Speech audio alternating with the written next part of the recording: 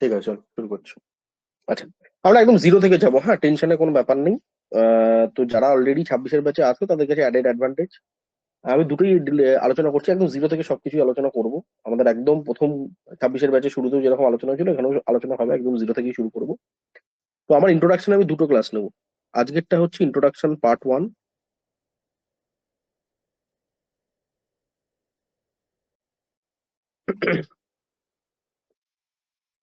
আর পরের দিন নেবো ইন্ট্রোডাকশন পার্ট 2। ঠিক আছে, দুটো ক্লাসই ইকুয়ালি ইম্পর্টেন্ট আছে।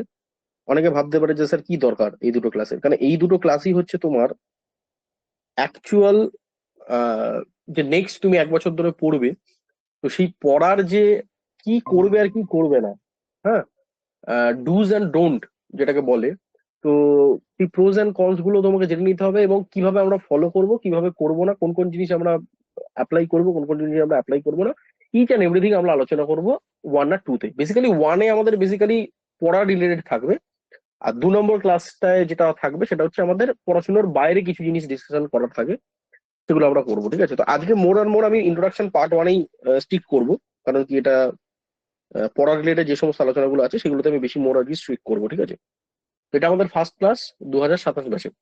আচ্ছা, তো এটাকে আমি দুটো পার্টে ভাগ করছি, কেন অনেকেই আছে যারা জিলেট 2026-এ জয়েন করেছে, সেখান থেকে কন্টিনিউ করছে। ঠিক আছে, এটা একটা ক্যাটাগরি স্টুডেন্ট।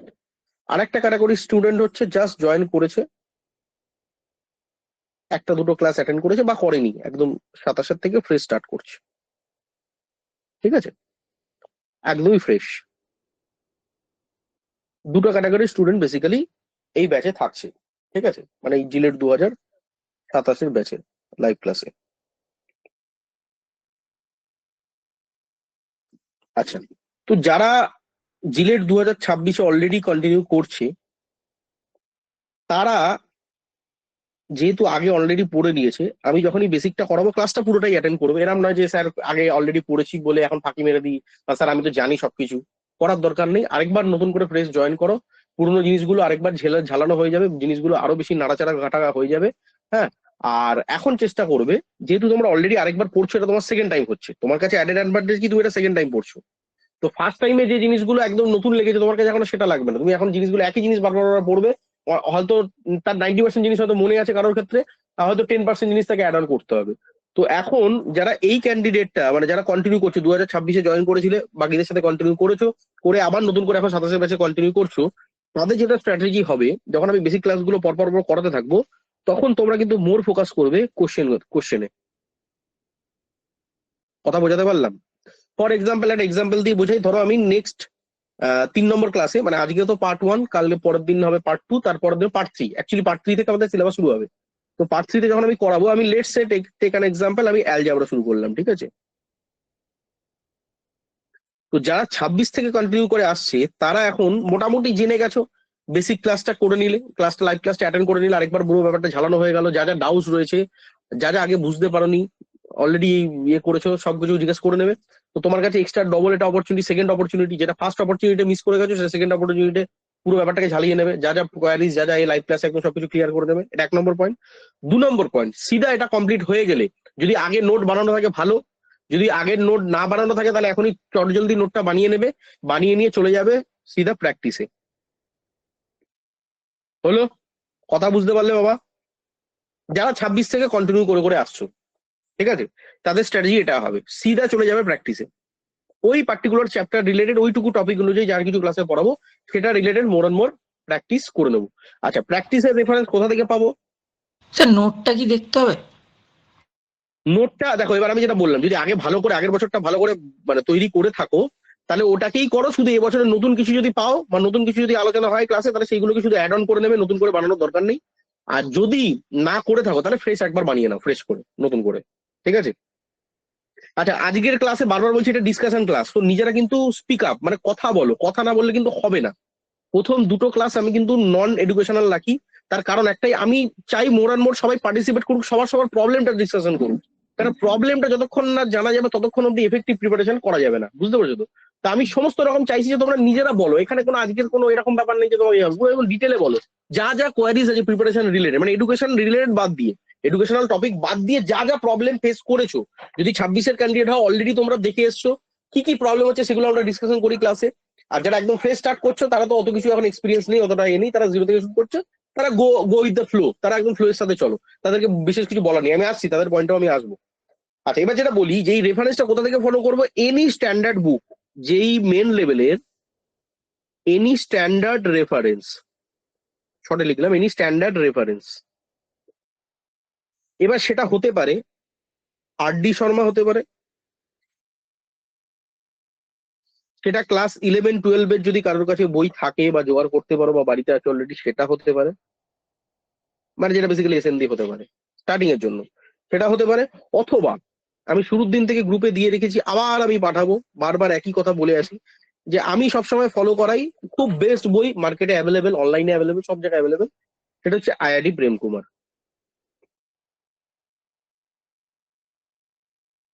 কেন, এটা এমন একটা বই, যেই মেন লেভেলের বই, এটা এমন একটা বই যেটা যেই মেন থেকে শুরু করে আইআইটি যেই লেভেলের সমস্ত কনসেপ্ট থিওরি সবকিছু বলানো আছে, সলভ এক্সাম্পল আছে, তার সাথে ডিফিকাল্ট থেকে difficult problem, easy problem, basic লেভেলের প্রবলেম, মডারেট টু ডিফিকাল্ট, সব ধরনের প্রবলেম এর মধ্যে ইনক্লুড করা আছে।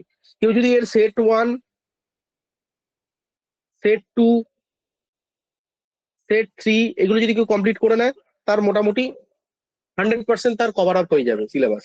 ঠিক আছে, কিছু চ্যাপ্টার এক্সেপশন আছে, কিছু চ্যাপ্টার নেই, তার জন্যই মেনলি কোচিংটা দরকার হয়।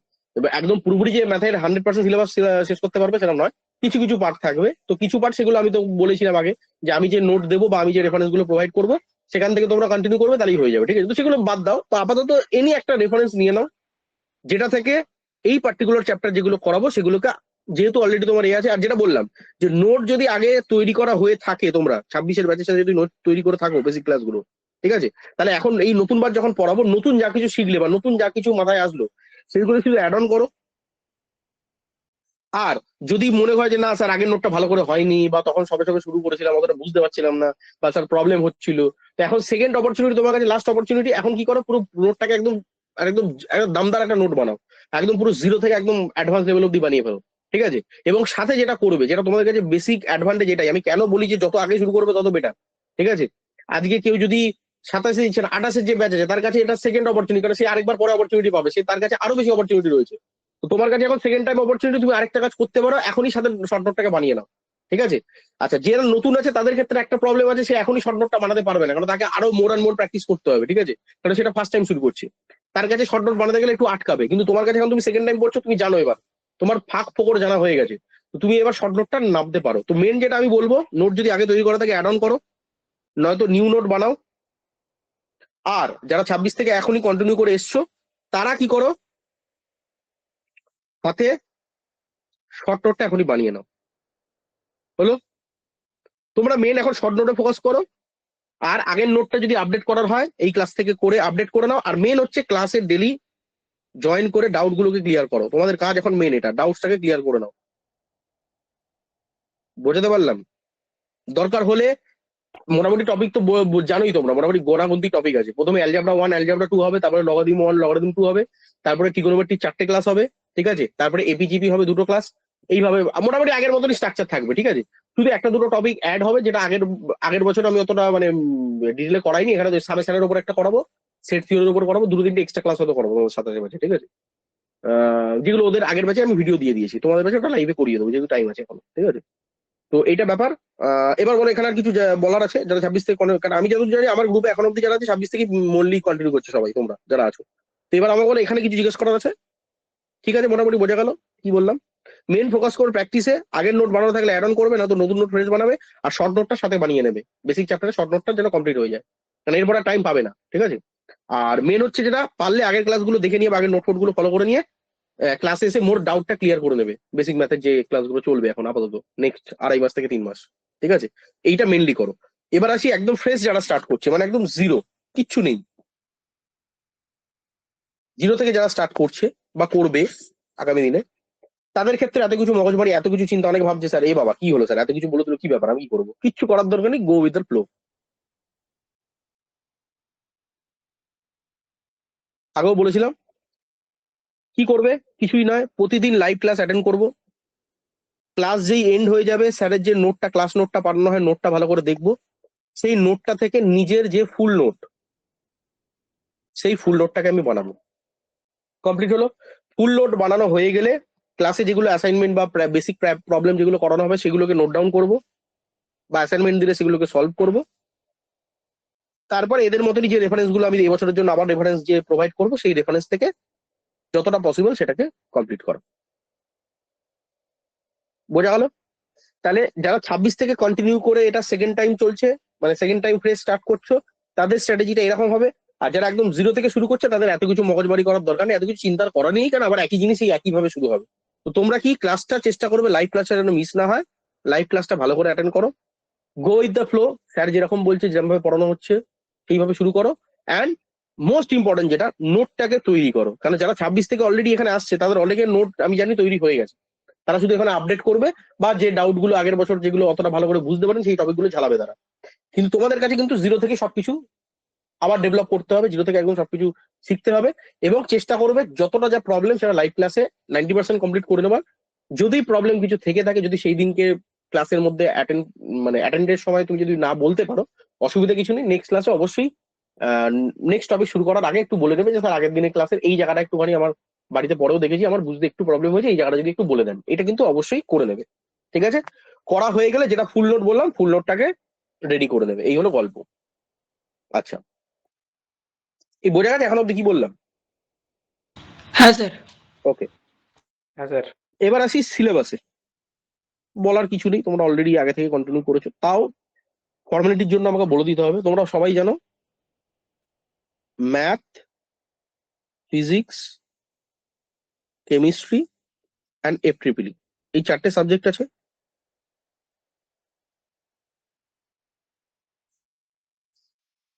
যার মধ্যে আরেকবার শুধু ঝালিয়ে দিচ্ছি, যার মধ্যে ক্যাটাগরি 1 এর কিছু কোশ্চেন থাকে, ক্যাটাগরি 2 এর কিছু কোশ্চেন থাকে, আর এই দুটো মিলিয়ে total total number of question থাকবে, বলে দিচ্ছি কতগুলো, আর টোটাল মার্কস থাকবে কতগুলো। যাদের মুখস্থ আছে ভালো, যাদের মুখস্থ নেই তাদের জন্য আমি বলে একটা কাজ করি, এটা ম্যাথ থাকে না নিচে দিয়ে দিই, এই জায়গাটায় এটা লিখে দিয়েছি, এখানে দিচ্ছি ম্যাথটা, হ্যাঁ ওখানে হেডিংটা চলে গেছে, যাই হোক। আচ্ছা, প্রথমে ম্যাথ দিয়ে শুরু করি। ম্যাথে তোমরা জানো ক্যাটাগরি 1 মানে হচ্ছে,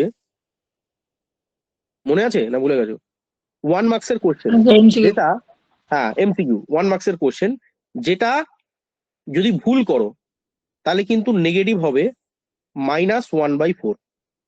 বুঝতে পারলাম? মানে -0.25 কিন্তু নেগেটিভ হবে ভুল দেওয়ার জন্য। ঠিক করলে পাবে 1 নম্বর, ভুল করলে পাবে -0.25। বোঝাতে পারলাম? ম্যাথের এরকম কোশ্চেন কতগুলো আসে? 30টা। ফিজিক্সের এরকম কোশ্চেন কতগুলো আসে? 25টা। কেমিস্ট্রির এরকম কতগুলো আসে? 15টা। আর FTPL এর এরকম কতগুলো আসে? 10টা। হলো? এই বোঝা গেল? এবার আসি ক্যাটাগরি 2। ক্যাটাগরি মানে যেটা প্রতিটার মার্কস বলেছিলাম এর আগে, মনে পড়ছে? +2 করে থাকবে, মানে 2 নম্বর করে থাকবে। অ্যান্ড মজার বিষয় হচ্ছে এখানে নো নেগেটিভ, মনে পড়ছে? বলেছিলাম। ক্যাটাগরি 2 তে যে কোশ্চেন গুলো থাকবে সেইগুলো কি 2 মার্কস করে থাকবে এবং এর কোনো নেগেটিভ নেই। বোঝা গেল? এরকম ম্যাথে কতগুলো থাকবে এরকম কোশ্চেন? 10টা। ফিজিক্সে কটা থাকবে? 5টা। কেমিস্ট্রিতে কটা থাকবে? 5টা। FTPL তে কোনো কোশ্চেন থাকবে না 2 নম্বরে, কারণ 1 নম্বরে দিয়ে শেষ। তাহলে এবার টোটাল কোশ্চেন কটা এলো বাবা? স্যার 30টা, আর এদিকে 10টা, কটা হলো? 40টা কোশ্চেন। ফিজিক্সে কটা হলো? 25 আর 5-এ স্যার 30টা কোশ্চেন। কেমিস্ট্রিতে কটা হলো? 15 আর 5-এ 20টা কোশ্চেন। আর এখানে তো কিছু নেই, তো আমরা 10টাই কোশ্চেন। এবার দেখো মার্কস দেখে নাও। দেখো এটা 25টা 1 নম্বর করে, ক্লিয়ার? দাঁড়া অন্য কালার দিয়ে দিই, পরে যারা দেখবে তখন মুশকিল হয়ে যাবে। 25টা বাবা কত নম্বর করে থাকে? 1 নম্বর। আর এটা কত করে থাকে? 2 নম্বর। তাহলে কত হলো? 25 একে 25, আর এদিকে 5 দুগুণে 10, তাহলে 25 আর 10-এ কত হলো? 35। সো 35 মার্কস আমার ফিজিক্সে থাকছে। ম্যাথের যদি বলো, 1 নম্বরে 30টা আর 2 নম্বরে 10টা, কত হলো? 50 নম্বর। সেম ভাবে কেমিস্ট্রিতে 1 নম্বরের 15টা, 2 নম্বরের 10টা। কত হলো বাবা? 15 আর 10 কত হয়? 25টা। আর এখানে এফটিবিলিটি কত আছে? 10টা। এত অব্দি ক্লিয়ার সবার কাছে? এবার যেটা ইম্পর্টেন্ট, কোশ্চেনের যদি পার্সপেক্টিভ বলো, যত 1 মার্কসের কোশ্চেন আছে, মানে যেটাকে আমরা বলি এমসিকিউ, মনে রাখবে তার যে অ্যান্সার সেটা কিন্তু একটাই হবে, 1। একটাই উত্তর আউট অফ 4। মনে রাখবে, আউট অফ 4। আউট অফ 4 একটাই উত্তর এবং একটাই তোমাকে কারেক্ট করতে হবে, এখানে কোনো কনফিউশনের জায়গা নেই। মানে এই যদি তোমার কোশ্চেন হয় আর যদি 4টে অপশন থাকে, 1 2 3 4, এর মধ্যে যে কোনো একটাই হবে এবং সেটাতেই তোমাকে টিক মারতে হবে, তবেই তুমি +1 পেলে। আর যদি তুমি এখানে একটা ভুল করে দাও, যদি রং অ্যান্সার দিয়ে দাও, তাহলে 1 নম্বর তো তুমি পেলেই না, উল্টে তোমার -0.25 হয়ে গেল। মানে আগের কোশ্চেন থেকে যা পেয়েছিলে সেখান থেকে তুমি আরো 0.25 কমিয়ে দেওয়া হবে। তো এই জন্য সাজেশন এটাই থাকে যে এমসিকিউতে কোনো রকম পাকামো করা যাবে না। কি বুঝলে? এমসিকিউতে কোনো রকম পাকামো আমরা করতে পারবো না। এমসিকিউ অলওয়েজ আমি যেটা জানবো সেটাকেই আমি করব, আর যেটা আমার মনে হচ্ছে আমি জানি না সেটাকে আমাকে ছেড়ে দিতে হবে। কোনো কোনো এর কোনো সেকেন্ডারি অপশন নেই।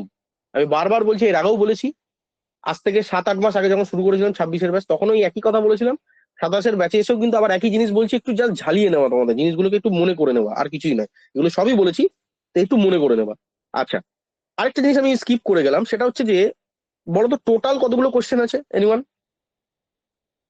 দেখো, এখানে 30টা, এখানে 20টা, এখানে 10টা, এখানে 40টা, যোগ করলে কতগুলো হয়?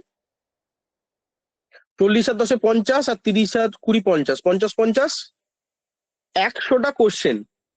ঠিক আছে? আর নাম্বার কত আছে? 120 নম্বর।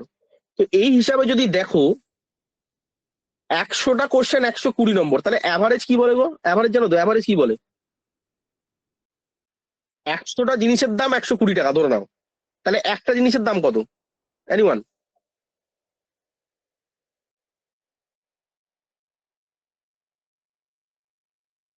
কি গো, বলো। 100টা জিনিসের দাম 120 টাকা, ছোটবেলায় পড়েছিলে? 6/5. হ্যাঁ, মানে 6/5. 1 পয়েন্ট সামথিং, এই তো বলা যায়, তাই তো? অ্যাপ্রক্সিমেটলি 1.2। এই দেখো না, 120কে 100 দিয়ে ভাগ করো, কত হয়? 1.2 হয়।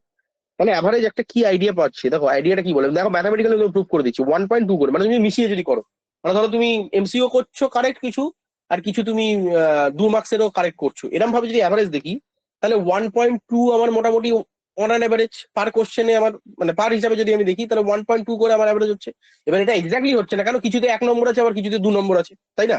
তো ওই হিসাবে যদি বলি, তো আমি একটা অ্যাভারেজ যদি আইডিয়া দিই তোমাকে, ঠিক আছে? আচ্ছা, এই কথাগুলো কিন্তু আগের বছর বলিনি, এটাই হয়, পড়াতে পড়াতে যত দিন যায় অনেক কিছু নতুন জিনিস আইডিয়া আছে। তো কেন প্রতিটা ব্যাচ ইম্পর্টেন্ট, প্রতিটা কাছে লাইভ ক্লাস কেন ইম্পর্টেন্ট, এই কারণে। তো এই কথা কিন্তু আগের বছর বলিনি, যে আমার ভিডিও দেখো ইউটিউবে ছাড়া আছে, এই কথা কিন্তু বলিনি, আমি তোমাদের এই বছর বলছি। অ্যাভারেজ যদি মার্কস দেখো, তাহলে 1.2 মার্কস আছে। আর আমাদের মোটামুটি আমরা জানি, 1 থেকে 5-এর মধ্যে যদি আমাকে র্যাঙ্ক করতে হয়, ভালো করে বুঝবে, 1 থেকে 5-এর মধ্যে যদি আমাকে র্যাঙ্ক করতে হয়, লজিক্যালি বুঝো, 1 থেকে 5-এর মধ্যে যদি র্যাঙ্ক করতে হয়, বা 1 থেকে ধরে নিলাম 20-র মধ্যে যদি র্যাঙ্ক করতে হয়, তবে তো যাদবপুরে একটা ভালো তুমি স্ট্রিম পাবে, মানে কম্পিউটার সায়েন্স বা আইটি একটা ভালো ট্রেড পাবে, বা ইলেকট্রনিক্স বা ইলেকট্রিক্যাল তুমি তো পাবে, তবে যাদবপুরে, আদারওয়াইজ তো পাবে না। তো একটা ভালো যদি আমাকে র্যাঙ্ক করতে হয়, মোটামুটি আমি 20 25 বা 30 র্যাঙ্ক যদি আমি ধরে নিই, তাহলে যেটা দেখা গেছে, মার্কসটা আমার কিন্তু মোটামুটি 55 to 60 হচ্ছে সেফ সাইড। খুব খারাপ দিন গেলেও আমার কিন্তু 50 তুলতে হচ্ছে। তাহলে এবার একটু যদি বুদ্ধি খাটিয়ে দেখো, একটু যদি বুদ্ধি খাটিয়ে দেখো, যদি কমন সেন্স লাগাও, কমন সেন্স লাগালে কি বোঝা যাচ্ছে? তাহলে আপনি বললেন যে প্রতি কোশ্চেনের অ্যাভারেজ মার্কস আসছে 1.2 করে, যদি মিলিয়ে মিশিয়ে করি, মানে কিছু 2 নম্বরে করেছি, কিছু 1 নম্বরে করেছি, অ্যাভারেজে যদি বলি, তাহলে 1.2 করে আমার অ্যাভারেজ পার কোশ্চেনে অ্যাটেম্পটের আমার কোশ্চেন মার্ক আমি পাচ্ছি। তাহলে একটা কোশ্চেন করতে পারলে মোটামুটি 1.2 করে পাচ্ছে। আমি ধরে নিচ্ছি, অ্যাজিউম করে নিচ্ছি যে আমি মিশিয়ে করছি, মানে কিছু এমসিও করছি, কিছু এমএসকিউ করছি, সব মিশিয়ে আমি ঠিক করছি। তাহলে অ্যাভারেজে 1.2 করে আমি পাচ্ছি, আর আমার মোটামুটি 50 আমাকে মিনিমাম তুলতে হবে।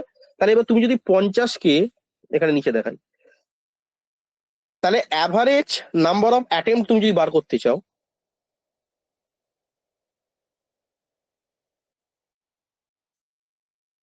তাহলে 50কে তুমি মোটামুটি 1.2 দিয়ে ভাগ করে দাও, তাহলে দেখা যাচ্ছে যেটা মোটামুটি 41 বা 42 খানা কোশ্চেন মিনিমাম আমাকে করতে হবে, মিনিমাম। এবার এটা আমি বলি কি 50টা কোশ্চেন মিনিমাম অ্যাটেন্ড করো, মিনিমাম মানে ঠিক কারেক্ট একদম, এটা করতেই হবে একদম কারেক্ট, মানে কোনো ওর মধ্যে এরর নেই। এবার আমরা যদি বলি, না স্যার আমি আমার তো 100% কোনো দিন সম্ভব নয় স্যার, আমি যেটা বলছি এটা ক্যাজাগরি কথা। কারণ কি বাস্তবে আমরা যে ধরনেরই পরীক্ষা দিই, মানুষের হিউম্যান, আমরা হিউম্যান, আমরা তো স্যার এআই নয়। এআইও ভুল করে দিচ্ছে, হিউম্যান তো করবেই। তো স্যার সেফ সাইড কি হয়, তো সেফ সাইড যেটা বলে 60+ অ্যাটেম্প করা, কারেক্ট অ্যাটেম্প, অবশ্যই কারেক্ট। এবার আমি বলছি মানে অনেকে ভাববে স্যার তুক্কা বুক্কা লাগিয়ে, ওরম নয়। টার্গেট থাকবে 60+ অ্যাটেম্প করা, বাট এবার 60 করলে তো তোমার একটা দুটো কিছু নেগেটিভ হবে, তাহলে ওটাই তোমার 45 55 এরকম কিছু চলে আসবে, মানে 55 56 এরকম কিছু চলে আসবে, নেগেটিভ ফেগেটিভ সব খাইয়ে। কিন্তু আমার টার্গেট এটা চাই যে মোটামুটি মানে 50 মার্কস আমাকে তো তুলতেই হবে, তো তার জন্য 42 correct attempt, 42 correct attempt on an average. এই বোঝাতে পারলাম সবার কাছে, আইডিয়াটা ক্লিয়ার হলো কি বলতে চাইছি, লজিকটা বুঝলে? 100টা কোশ্চেন আছে, তার মধ্যে 42 থেকে 43টা মিনিমাম কারেক্ট আমাকে করতেই হবে। এবার এটা সেফ সাইড ধরার জন্য তুমি 50টা কারেক্ট অ্যাটেম্প ভেবে আসবে, এবার একটা দুটো হয়তো নেগেটিভ হবে, সেখান থেকে গিয়ে ওটা হয়তো 40টা মানে 40 থেকে 45-এর মধ্যে নাম্বার অফ কোশ্চেন তোমার হয়তো ঠিক হবে। তাহলে সেখান থেকে গিয়ে তোমার মার্কসটা কিন্তু মোটামুটি 55 56-র কাছাকাছি গিয়ে দাঁড়াবে, ঠিক আছে। বাট আমি বলবো টার্গেট মিনিমাম, এটা আবার বলছি মিনিমাম, ম্যাক্সিমামের কোনো লিমিট নেই। আমি ম্যাক্সিমাম আমি বলবো 100টা কোশ্চেনই করো, তো ম্যাক্সিমামের কোনো লিমিট, ম্যাক্সিমামের কোনো শেষ নেই, ওর কোনো মানে জানার কোনো শেষ নেই, মার খাওয়ার কোনো বয়স নেই, সেরকম অ্যাটেম্প করারও কোনো শেষ হয় না, 100 মানে 100। তো আমি সেটা বলবো না, কিন্তু একটা তো অ্যাভারেজ আমার মাথায় রাখতে হবে আইডিয়া। আমি যখন প্রিপারেশন নিচ্ছি, আমি যখন যাত্রা শুরু করছি, আজকের ডেট থেকে আমার পরবর্তী 1 বছর অব্দি আমার মাথায় একটা কিছু যদি হেডেক থাকা চাই, যে আমার এই হেডেক নিয়ে আমাকে প্রিপারেশন চালু করতে হবে, ঠিক আছে। এবার এটাকে কেউ হেডেক হিসাবে বলো, বা কেউ এটাকে গেমের রুলস হিসাবে বলো, বা কেউ এটাকে প্রিপারেশনের স্ট্র্যাটেজি হিসাবে বলো, যে যে হিসাবে ধরবে সেটা তোমার ব্যক্তিগত ব্যাপার। কিন্তু এই হিসাবে যদি দেখো যে 1.2 করে পার কোশ্চেন যদি মিলিয়ে মিশিয়ে আমি কোশ্চেন অ্যাটেন্ড করি, তাহলে 1.2 করে পার কোশ্চেনের আমার মার্কিং থাকলে, তাহলে আমাকে মিনিমাম যদি 50 মার্কসও পেতে হয়, তাহলে কিন্তু আমাকে অন অ্যান অ্যাভারেজ 41 থেকে 42টা কোশ্চেন ঠিক করতে হবে। তাই জন্য মিনিমাম অ্যাটেন্ড আমার 42 থেকে 43টা হবে, কিন্তু ওটার মধ্যে তো আবার এরর চলে আসলে মুশকিল। ওই জন্য আমি বলছি যে 50 থেকে 60, 50 নাম্বার পেতে গেলে 60টা আমাকে মোটামুটি কারেক্ট অ্যাটেন্ড করে আসতে হবে। এবার ওর মধ্যে কিছু কনফিউশন থাকবে, কিছু এরর চলে আসবে, কিছু ভুলভাল ভ্রান্তি আসবে, তখনই গিয়ে কিন্তু তোমার নাম্বারটা 55+ চলে আসবে। আর যখনই তোমার 55+ চলে আসবে, তার মানে তোমার যাদবপুরে একটা টপ ব্র্যান্ডেড একটা সিট তোমার কাছে বুক হয়ে গেল, চোখ বুঝে। আবারও বলছি, যেহেতু একটা ব্র্যান্ডেড সিট তোমার কাছে বুক হয়ে গেল। What is the meaning of branded? মানে ব্র্যান্ডেড মানে কিছু পার্টিকুলার স্ট্রিম আছে যেগুলো যাদবপুর ইউনিভার্সিটিতে যদি পড়তে পারো, তোমার লাইফটা চেঞ্জ হয়ে যাবে। মানে ডিপ্লোমা পাস আউট করে যেটা 20,000 22,000-এর স্যালারি থেকে একদম সিধা তোমার কিন্তু মোটামুটি 25 লাখ পার অ্যানাম বা 30 লাখ পার অ্যানামে সুইচ করে যাবে, আনলেস আনটিল তুমি যদি ফাঁকি না মারো। এখানে একটা গল্প আছে আমার কাছে, আমি তো হয়ে গেল এখানে 12 বছর পড়াচ্ছি, 11 বছর পড়াচ্ছি, বাট আমি অত পিছনে যাব না। আমি শুধু যদি লাস্ট তোমাকে 4 বছরের ডেটা তোমাকে দিই, প্রতি বছরে যা পাস আউট হচ্ছে ছেলেপিলেরা আমার এখান থেকে পাস আউট হয়ে তারা পড়ছে, তারা পাস করছে, তারা চাকরি পাচ্ছে, তো এই ডেটাটা তোমাকে যদি লাস্ট 5 বছরের দিই, আমার কাছে এরকম ছেলেও আছে 20 র্যাঙ্ক করেছে জিলেটে। আবার বলছি খারাপ ভাবে নিও না, সিনিয়রিওটাকে বোঝার চেষ্টা করো। বারবার বলছি, আমি কারোর নাম নেবো না, কাউকে আমি ছোট করতে চাই না বা কাউকে ছোট দেখাতে চাই না, এটা আমার উদ্দেশ্য নয়। আমি শুধু ডেটাগুলোকে বলছি, কারণ তুমি যদি ডেটাগুলো তোমার মাথায় থাকে, তুমি বুঝে যাবে কি খেলা চলতে চলেছে মার্কেটে। আমার কাছে এরকম স্টুডেন্টও আছে, লাস্ট 5 বছরের ডেটা তোমাকে বলছি, বা লাস্ট 4 বছরের ডেটাই তুমি ধরে নাও, আমার কাছে এরকম স্টুডেন্টও আছে জিলেটে 20 র্যাঙ্ক করেছে, যাদবপুরে সিএসসি নিয়েছে, আনপ্লেসড। আবার আমার কাছে এরকম এরকম জায়গাও আছে 40 45 র্যাঙ্ক করে ঘিসা পিটা হয়ে কোনো মতে ঠেসে ঠুসে আইটিতে হয়তো ঢুকেছে, 20 লাখের প্যাকেজ নিয়ে বেরিয়েছে। আমার কাছে কিন্তু দুটো ক্যাটাগরির স্টুডেন্ট আছে। তো এটার মানে এটাও নয় যে অনেকে ভাবছে যে স্যার কোন একটা জায়গায় কোচিং এ অ্যাডমিশন নিয়ে নিয়েছি, যেরকম ভাবে গাইড করছে সেরকম ভাবে পড়ে নিচ্ছি, একটা ভালো র্যাঙ্ক এনে নিচ্ছি, একটা ভালো স্ট্রিম পেয়ে গেছি, খেলা শেষ স্যার, মোটামুটি লাইফ সেট স্যার, না, একদমই নয়। তো এই জার্নিটা তোমার আজকে থেকে শুরু হলো, জার্নিটা গিয়ে শেষ হবে একদম বিটেকের শেষ ডে অব্দি। তো মনে রাখবে যে এরকম ভাবার কিছু নেই যে আমি জাস্ট জিলেটটাকে কোয়ালিফাই করে একটা মাথা গুজে দিলেই আমার লাইফ সেট, এরকম ভাবারও কিছু নেই। কারণ এখনকার দিনের যে কম্পিটিশন, এটা বুঝতে পারছো, ঠিক আছে। তো এইটা একটা ব্যাপার। তো সব থেকে অবাক বিষয় হলো, আমি তো একটা বড় এমএনসি তে কাজ করি, ইন্টারন্যাশনাল এমএনসি তে কাজ করি, উবের। উবেরের সবাই নাম শুনেছো। তোমার অবাক লাগবে, লিঙ্কডিনে আমাকে আইআইটি পাস মানে রিসেন্ট এই বছরই কয়েকদিন আগে আমাকে মেসেজ করেছে, মানে আইআইটি থেকে পাস করা যারা গ্র্যাজুয়েট তারা লিঙ্কডিনে করছে স্যার একটা রেফারেল দিয়ে দিন ডাইরেক্ট এতে। কারণ তোমরা সবাই জানো উবের কিন্তু যাদবপুর শিবপুরেও আসে না, ডাইরেক্টলি আইআইটি তে আসে, ডাইরেক্ট প্লেসমেন্ট আইআইটি তে আসে, আইএমএ আসে। এর বাইরে কিন্তু বাইরে থেকে কোনো প্লেসমেন্ট হয় না, এত বড়ই এমএনসি। এটা প্রোডাক্ট বেসড কোম্পানি, যেমন গুগল, মাইক্রোসফট এর মতন। তো আমি জাস্ট এক্সাম্পলের জন্য বলছি, মার্কেট সিনারি এখন এমন জায়গায় দাঁড়িয়ে গেছে, মানে তুমি যদি আমার কালকের ডেটে বলো, আমি তোমাকে লিঙ্কডিনে দেখিয়ে দেবো আমাকে কতজন রিচ আউট করছে যে স্যার একটুখানি রেফারেন্স দিয়ে দিন, স্যার একটুখানি কিছু বলে দিন জবের জন্য। তো সিনারিওটা কতটা বাজে অবস্থা বুঝতে পারছো। তো কম্পিটিশন আর আগের জামানার মতন নেই, আজ থেকে 10 বছর আগেকার মতন সিনারিও নেই। তো এখন কিন্তু প্রিপারেশনের সাথে সাথে এটাও মাথায় রাখতে হবে, আমাকে কিন্তু এটা একটা কন্টিনিউয়াস প্রসেস।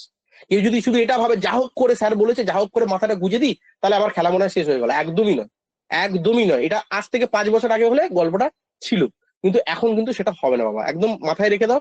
তো এমন ভাবে মাইন্ডসেট করে নাও যে প্রিপারেশন করছি মানে আমি একটা অভ্যাস তৈরি করে নেবো, একটা প্র্যাকটিস তৈরি করে নেবো। এই অভ্যাসটা চলবে আপ টু, মানে জিলেটের সময় তো চালাবোই এই প্র্যাকটিসটা, পড়াশোনার এই হ্যাবিটটা আমি কন্টিনিউ করবো, স্টিল আমার বিটেকটা কন্টিনিউ করার সময় এই হ্যাবিটটাকে আমি কন্টিনিউ করে নিয়ে চলে যাবো। তো এইভাবে কিন্তু তুমি জিনিসটাকে একটা গ্রো করতে পারবে, বুঝতে পেরেছো তো? তো এইটা মাথায় রাখার একটুখানি চেষ্টা করো। আর তাছাড়া তো আমাদের কাছে তো আর কোনো অপশন নেই, আমাদের এখানে জিলেট দিয়ে আপাতত বেস্ট অপশন যাদবপুরই রয়েছে, এর বাইরে তো আর অন্য কোথাও শিফট করা যাবে না। আগে শিবপুর নিত 2008 সালের পর থেকে বন্ধ করে দিই, ঠিক আছে? কারণ কি ওই শিবপুরে মানে দেখা যাচ্ছে কি জিলেটরা পাস করে গিয়ে ওখানে ভালো করতে হয়, সাপ্লি টাপলি নিয়ে চলে আসছে প্রচুর। ওই জন্য কি করলো, শিবপুর পুরোপুরি তুলে নিল, শিবপুর পুরোপুরি বন্ধ করে দিল, বুঝলে তো?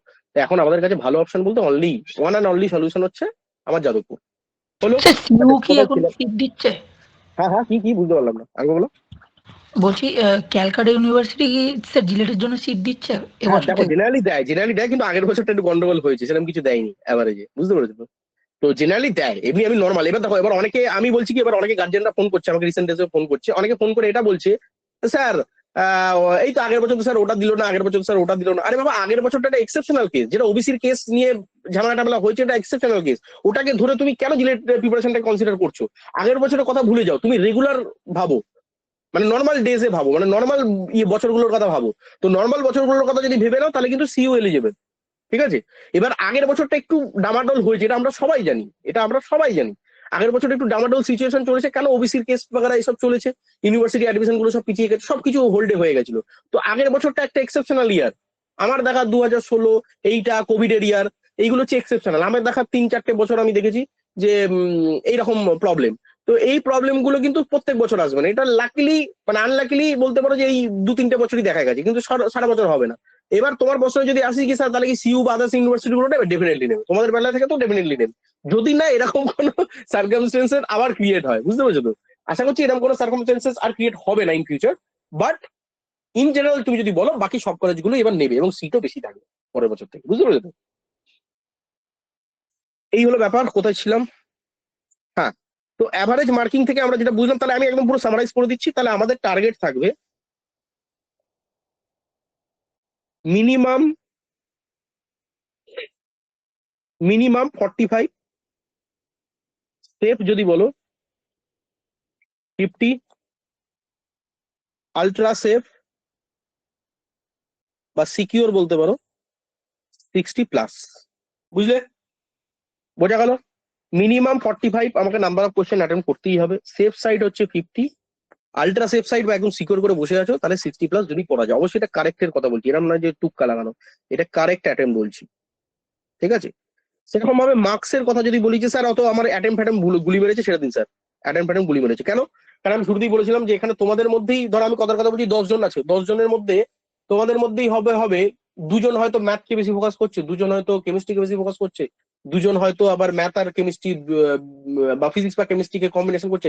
এটা স্টুডেন্ট টু স্টুডেন্ট ডিপেন্ড করে যায়, ঠিক আছে? যার যেটা ভালো লাগবে সাবজেক্ট পড়তে বেশি, বা যা যেটাতে ইন্টারেস্ট পাবে সেটাতে চলে যাবে। তো এটা ম্যান টু ম্যান বা স্টুডেন্ট টু স্টুডেন্ট ভ্যারি করে, ঠিক আছে? আমার টার্গেট হচ্ছে, আমি একবার বলছি, আমার এরকম না কুচি যেন না থাকে যে না স্যার আমাকে ফিজিক্সই পড়তে হবে, আমাকে কেমিস্ট্রি পড়তে হবে। আমার টার্গেট র্যাঙ্ক নিতে হবে। র্যাঙ্ক নিতে গেলে আমার কত দরকার? স্যার আপনারা বলেছেন মোটামুটি ভাবে 50 to 60, এই মার্কসটা আমার দরকার। তো 50 to 60 মার্কস আমাকে পেতে গেলে সেটা শুধু ম্যাথামেটিক্স দিয়ে হোক, ম্যাথামেটিক্স প্লাস কেমিস্ট্রি দিয়ে হোক, mathematics plus physics plus chemistry দিয়ে হোক, ম্যাথামেটিক্স প্লাস এফটিবিলি দিয়ে হোক, কেমিস্ট্রি প্লাস এফটিবিলি দিয়ে হোক, ম্যাথ প্লাস কেমিস্ট্রি প্লাস এফটিবিলি দিয়ে হোক, যে কম্বিনেশন যেটা চাইবে। বাট আমি যদি বলি, আমি বলবো অল। অল মিশিয়ে তোমার এই মার্কসটা তুলতে হবে, বুঝতে পারলাম?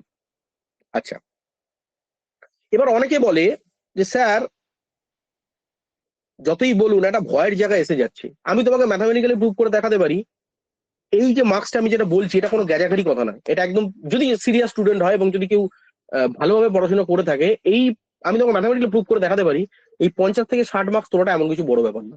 কেন তোমাকে আমি বলি, এই যে 50 মার্কস যেটা আছে এর মধ্যে মানে পরীক্ষার হলে গিয়ে ঘাম ঝরবে, মাথার চুল পড়ে যাবে, এই রকম মাত্র 10 মার্কস থাকবে।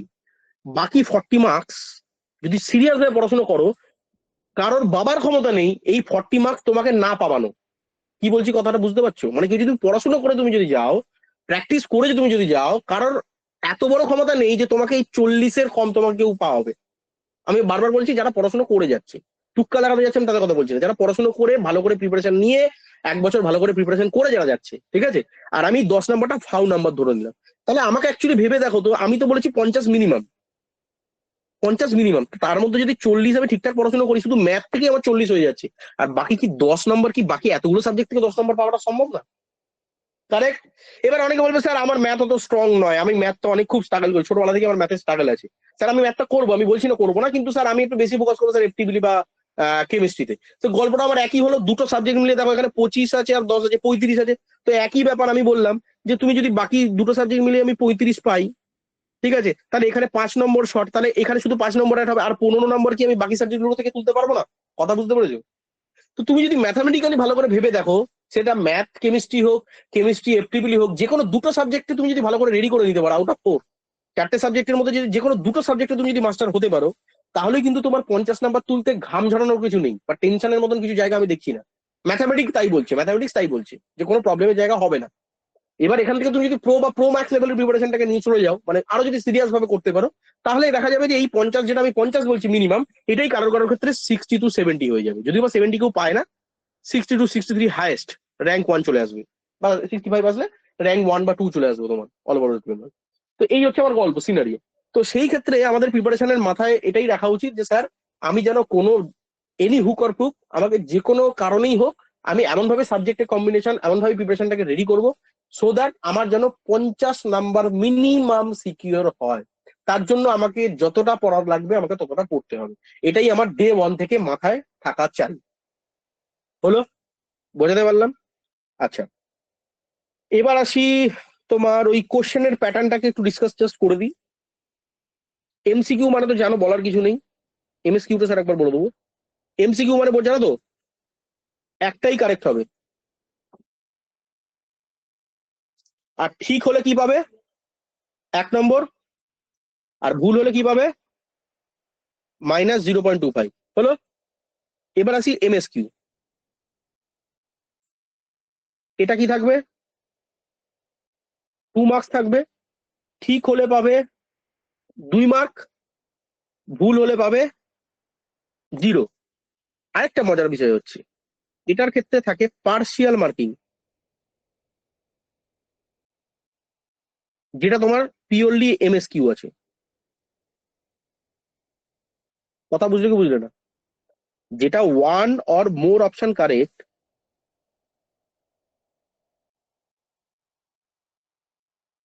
সেখানে কিন্তু পার্শিয়াল মার্কিং থাকে। পার্শিয়াল মার্কিং মানে, যেটা এর আগেও বলেছিলাম তোমাদেরকে, ধরো একটা কোশ্চেন দেওয়া আছে, এটা একটা কোশ্চেন দেওয়া আছে, সেখানে ধরো না এ আছে, বি আছে, সি আছে, ডি আছে, ভালো করে বুঝবে। এবার দেখো তুমি এই যে 2 মার্কস, 2 মার্কস কখন পাবে? ধরে নাও এ বি সি তিনটে হচ্ছে তোমার কারেক্ট, এও মারতে হবে, বিও মারতে হবে, সিও মারতে হবে। এবার ধরো স্টুডেন্ট 1, একটু ভালো করে বুঝে নাও, এটা স্টুডেন্ট 1 সে শুধু এ মেরেছে বা সে শুধু বি মেরেছে। Student number 2 say A B C তিনটেই মেরেছে। স্টুডেন্ট নাম্বার 3 সে এ মেরেছে আর সি মেরেছে। আর স্টুডেন্ট নাম্বার D সে সি মেরেছে আর ডি মেরেছে। এবার ভালো করে বোঝার চেষ্টা করো যে স্টুডেন্ট নাম্বার 1 তিনটে কারেক্ট ছিল, তো তিনটের মধ্যে দেখো দুটো কারেক্ট করেছে, কারেক্ট? তাহলে এই 2 কে তুমি 3 দিয়ে ভাগ করো। 2 কে 3 দিয়ে ভাগ করলে কত হচ্ছে বাবা? 2 কে যদি তুমি 3 দিয়ে ভাগ করো কত হচ্ছে? এনিওয়ান? ওই 0.6 এরকম কিছু হবে মনে হয়, 0.66 এরকম কিছু হবে, তাই তো? তাহলে এই দুটোর জন্য তুমি কত পাবে বলো তো? 0.66 × 2, 2 নম্বর পেয়ে গেলে। কারণ দুটোই তুমি কারেক্টে ঠিক মেরেছো, বুঝলে? 2 নম্বর পেলে না, কিন্তু 0.66 × 2 পাবে, মানে 1.2 সামথিং বা 1.24 এরকম কিছু পাবে। যে তিনটেই মেরেছে সে পুরো 2 নম্বর পাবে। আবার দেখো অন্য, যেমন প্রথমটা মেরেছে দ্বিতীয়টা মেরেছে, দুটো তো কারেক্ট, কারেক্টের মধ্যেই কি আছে, হ্যাঁ আছে, তাহলে এও কিন্তু 0.66 × 2 পাবে। এবার আসি লাস্ট কেস, সে একটা কারেক্ট মেরেছে বা ধরে নাও দুটো কারেক্ট মেরেছে, ঠিক আছে, আর একটা ভুল মেরে দিয়েছে, তাহলে কিন্তু এ 0 পাবে। সবাই এটা মাথায় ঢুকলো কি ঢুকলো না? এমএসকিউ এর প্যাটার্ন, পার্সিয়াল মার্কিং এর প্যাটার্নটা বোঝা গেল কি বোঝা গেল না? এখানে নেগেটিভ নেই, তোমার ভুল হওয়ার জন্য নেগেটিভ পাবে না, কিন্তু 0 পেয়ে যাবে। কি বুঝলে তাহলে? যে তিনটে ঠিক অ্যান্সার, সেই তিনটে ঠিক মারলে 2 পাবে, মনে রাখো। যদি তিনটেই ঠিক মারো তাহলে 2 পাবে। যদি যে কোনো দুটো ঠিক করো তাহলে তুমি পার্সিয়াল পাবে। যে কোনো একটাও যদি ঠিক করো তাহলে তুমি পার্সিয়াল পাবে। ঠিক প্লাস ভুল, ঠিক প্লাস ভুল, এই দুটো যদি করো তাহলে তুমি 0 পাবে। এই বোঝা গেল? ক্লিয়ার? জিনিসটা কি ক্লিয়ার হলো সবার কাছে? হ্যাঁ স্যার। ওকে। এখন অব্দি এক্সাম যেটা হয় আমাদের ওএমআর প্যাটার্নে হয়, এখন অব্দি যা রুল আছে। এবার জানি না তোমাদের বেলায় যদি অন্য কিছু করে সেটা অন্য ব্যাপার, বাট জেনারেলি হবে না, 99% একই প্যাটার্ন ফলো হবে। তো ওএমআর, ওএমআর মানে পেন প্লাস ওএমআর। জানো তো পেন প্লাস ওএমআর আগে দিয়েছো এরকম কোনো এক্সাম? তোমাদের তো এখন মনে হয় এও বন্ধ হয়ে গেছে, তোমাদের এখন তো আর জেক্সপো হয় না এক্সাম। আমাদের সময় যেমন জেক্সপো এক্সাম হতো, তোমাদের স্যার এখন জেক্সপো এক্সাম হয়। যখন দিয়েছিলাম তখন এরকম ডাব্লিউবিজে দিয়েছিল, হ্যাঁ, যারা এইচএস করেছে ডাব্লিউবিজে যারা দিয়েছো তারা দিয়েছো। তো যারা জানো না তারা একটুখানি চেষ্টা করো, এর মাঝে যদি কোনো এক্সাম এরকম হয় একটু জাস্ট অ্যাটেম্প করে একটু এক্সাম দেওয়া, তাহলে কালচারটা বুঝতে পারবে। কারণ যারা একদমই জীবনে কোনোদিন দেয়নি তাদের কিন্তু পুরো ডিফিকাল্ট, ঠিক আছে? যতই আমি মক মক নিই, অফলাইন মক টেস্ট নিয়ে নিই, তারপরেও কিন্তু একটা জায়গা থেকেই যায় অ্যাকচুয়াল এক্সামে কিরকম হবে, ভয়ের ব্যাপার হবে। এই তো আগের বছরটাতেই একটা গন্ডগোল হয়েছে ছেলেপিলে, আলিয়া ইউনিভার্সিটির এক্সামে গিয়ে তোমার ছেলেপিলে কি করেছে, ভুল করে দিয়েছে। ওই ফার্স্ট টাইম দিচ্ছে, এত ভয় পেয়ে গেছে, এত টেনশনে গিয়ে গেছে, ভুল নাম্বারটা দিয়ে এসছে, মানে মার্কিংটা ভুল করে দিয়ে এসছে, বুঝতে পেরেছো তো? এবার ক্যান্সেল হয়ে গেছে, কি হয়েছে জানি না, এক্সাম তো বলেছিল ভালো হয়েছে, বাট আলটিমেটলি র্যাঙ্ক কিছু আসেনি। তার কারণ ওই একটাই জায়গায়, বুঝতে পেরেছো প্রবলেমটা কোন জায়গায়? তো এই সমস্যাগুলো কিন্তু হয়, ওই জন্য আমি সবসময় বলি যে চেষ্টা করবে মাঝে, এর আগে, এখন তো 1 বছর টাইম আছে, যদি ছোটখাটো কোনো এক্সাম, আরে যদি অন্য মানে কোনো সরকারি চাকরিরও পরীক্ষা হয় ক্লাস 10-12 লেভেলের, দাও না, কি আছে বাবা, 200 টাকা 300 টাকা হয়তো খরচা হবে, গিয়ে অ্যাটলিস্ট ওএমআর বেস্ট এক্সামের এনভায়রনমেন্টটা দেখে এসো, যাতে ভয়টাকে কাটাও। কারণ একদম যদি কিছু না দাও, ওই শুধু স্যারের কাছে যাচ্ছি মক টেস্ট দিতে, কিছু স্যারের কাছে মক টেস্ট দিতে কি হবে, অ্যাকচুয়াল এক্সাম তুমি জানতে পারবে? জানতে পারবে না। তো সেটা দিয়ে হয়তো তোমার প্রিপারেশনের স্ট্র্যাটেজি তৈরি হবে, কিন্তু এক্সামের এনভায়রনমেন্ট তুমি কোনোদিন জানতে পারবে না। তো আমার এটা সবাইকে রিকোয়েস্ট এটাই থাকবে, যারা পরে এই ভিডিওটা দেখছে বা ইউটিউবে যারা লাইভ হওয়ার পরে এটা দেখবে ভিডিওটা, তাদেরকেও আমি একই উদ্দেশ্যে একই কথা বলছি, যে অ্যাকচুয়াল জিলেটের আগে বেস্ট হয় যদি তুমি জিলেটের ওরিয়েন্টেড, যদি ওর ইকুইভ্যালেন্ট এক্সাম গুলো যেমন হয় জেই মেন, তা ওর ইকুইভ্যালেন্ট এক্সাম কি কি আছে, ডাব্লিউবিজেই যদি অ্যাটেন্ড করতে পারো, এবার তো যারা ক্লাস 10 করে আসছে তারা তো ডাব্লিউবিজেই দিতে পারবে না। সিমিলারলি জেই মেন। আচ্ছা, আমাকে একটা কথা মনে করিও তো, পরে পরে আমাকে কেউ একজন মনে করিও, হ্যাঁ, জেই মেনটা না রিসেন্টলি কিন্তু ডিপ্লোমাদেরকে এলিজিবল করছে, মানে ক্লাস 10+ ডিপ্লোমা, যেটা আমার কাছে খবর আছে, ক্লাস 10+ ডিপ্লোমা দিয়ে কিন্তু জেই মেন দেওয়া যাবে, মোটামুটি যেটুকু খবর আসছে আমার কাছে, ঠিক আছে? তো এটা আমি বলে দেবো অ্যাকচুয়াল তোমাদের বেলায় এটা কি হবে। তো সেরকম যদি হয় তাহলে দুটো অ্যাটেম্প মনে হয় তোমাদের পড়বে, একটা মনে হয় ডিসেম্বরে তোমরা পাবে জেই মেনের, এখন তো ইয়ারে দুটো করে হচ্ছে জেই মেন। তো একটা মনে হয় ডিসেম্বর ওই সময় করে একটা পেতে পারো, আর একটা মনে হয় ওই আশেপাশে জিলেটের আশেপাশে বা তার একটু আগে করে হবে, এক্সাক্ট টাইমটা আমার মনে নেই, একটু দেখে নিতে হবে, ওয়েবসাইটে একটু চেক করে নিও। এখন মনে হয় ইয়ারে বছরে মনে হয় দুটো করে অ্যাটেম্প করছে জেই মেনে। তো পারলে কিন্তু জেই মেনটা দিও, তাতে কিন্তু অনেক বেশি আইডিয়া ক্লিয়ার হবে, আর মোটামুটি সিলেবাস একই। তো এটা মোটামুটি মানে 80% সিলেবাস তো ম্যাচ করে যায় ডাব্লিউজি এর সাথে, জেই মেনের সাথে। তো বেটার কি হবে, তোমার প্র্যাকটিসটা হয়ে যাবে। যারা ক্লাস 12 আছে তারা তো চোখ বুঝে দেবেই এই দুটোতে, যাদের নেই তাদেরকে আমি একটু আপডেট দিয়ে দেবো, আমাকে একটু মনে করাবে পরে যে স্যার একটু দেখে বলুন, আমি দেখে বলে দেবো তোমাদের যে 10+ ডিপ্লোমা করা যায় কিনা। যদি করা যায় তাহলে জেই মেনের এক্সামটাও তোমরা দেবে ওই এনভায়রনমেন্টটা টেস্ট করার জন্য, ঠিক আছে? আর এছাড়া এইউএটি তো রয়েছেই, এটা সবাই দেবে। আর জিলেট তো মেন, তোমরা তো জিলেটের জন্য মেন প্রিপারেশন করছো, ঠিক আছে? এইউটি সিলেবাসটা আলাদা, এটা আমি ফ্রি দিয়ে দিই কোর্স প্রত্যেক বছর, এবছরও দিয়ে দেবো, পরের বছর তোমাদের বেলাও দিয়ে দেবো, চিন্তার কোনো ব্যাপার নেই। তো এটা দিয়ে রাখবো অ্যাডেড অ্যাডভান্টেজের জন্য, যারা একদম মানে যারা চায় যে কোনো প্রাইভেট কলেজে পড়বো না, আমার যতই খারাপ র্যাঙ্ক হোক আমি প্রাইভেট কলেজে পড়বো না, আমি গভর্নমেন্ট কলেজে পড়বো।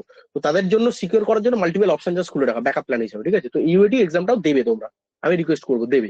একটু এধার ওধার সিলেবাস আছে, বাট তোমার দরকার নেই, তুমি ম্যাথ করেছো, ফিজিক্স করেছো, কেমিস্ট্রি করেছো, এফটিপি করেছো, তুমি ওইগুলোকে ভালো করে করো। আর লাস্ট মোমেন্টে 1 সপ্তাহ আগে থেকে আমি কিছু সাজেশন দিয়ে দেবো, ওইগুলো একটু গাতিয়ে চলে যাবে, মোটামুটি গিয়ে এক্সামটা অ্যাটেন্ড করে দিয়ে চলে আসবে। তাহলে এটা যদি র্যাঙ্ক হয়ে যায় তাহলে একটা গভর্নমেন্ট ইউনিভার্সিটি হয়ে রইলো, খরচা তো বেশি কিছু নেই, একটা হয়ে রইলো। বাট আমি বলবো না, আমি কখনোই অ্যাজ এ টিচার হয় তোমাকে মোটিভেট এটা করবো না যে ইউটিউবে পড়ো তুমি, ঠিক আছে? আর ইউনিভার্সিটিতে পড়ো আমি একদমই করবো না, কারণ ওর থেকে অনেক বেটার কলেজ আছে। শুধু একটা গভর্নমেন্ট ইউনিভার্সিটি বলে আমি ওই জন্য বলছি যে কারণ পয়সা কড়িটা তো সবার তো সমান ব্যাকআপটা নেই বাড়িতে। ওই জন্য আমার কাছে সাজেশন এটা থাকবে যে এই এক্সাম গুলোকে দাও। আর অবশ্যই ডাব্লিউবিজেই জেইমেন দেবে যাদের ক্লাস 12 আছে। যারা ক্লাস 12 করেছো তারা কিন্তু অবশ্যই ডাব্লিউবিজেই জেইমেন এগুলো কিন্তু দেবে, ঠিক আছে? আচ্ছা, আরেকটা কথা বলে রাখি, এটা যদিও বা আগের বছর আমি কোনো ভিডিওতে বলিনি, এবছর জাস্ট বলে রাখছি। ধরে নাও এমন সিচুয়েশন এলো, এও 55 পেয়েছে, এও 55 পেয়েছে, ঠিক আছে? ধরো আমি কথার কথা বলছি, সৌম্যদীপ 55 পেয়েছে আর রাহুল নামের একজন ছেলে 55 পেয়েছে জিলেটে, হলো। এবার আমাকে কথা বলো, দুজনের তো এক র্যাঙ্ক হওয়াটা পসিবল নয়, এটা তো যেই মেন হচ্ছে না রে বাবা, হ্যাঁ? দুজনের এক র্যাঙ্ক হবে? কাউকে তো এক দিতে হবে আর কাউকে তো দুই দিতে হবে। কি হিসাবে হবে? Anyone, any idea? Sir total মানে পজিটিভ নাম্বার কত সেই হিসেবে হবে, না, মানে যার পজিটিভ নাম্বার বেশি আছে? ধরে নাও পজিটিভ নাম্বার দুজনেরই সেমই আছে, ধরে নাও। স্যার জেনারেলের কিছু ব্যাপার আছে? না, না। স্যার ম্যাথের মার্কস অনুযায়ী দেবে। যত কারেক্ট, কম কারেক্ট, ম্যাথের ম্যাথ।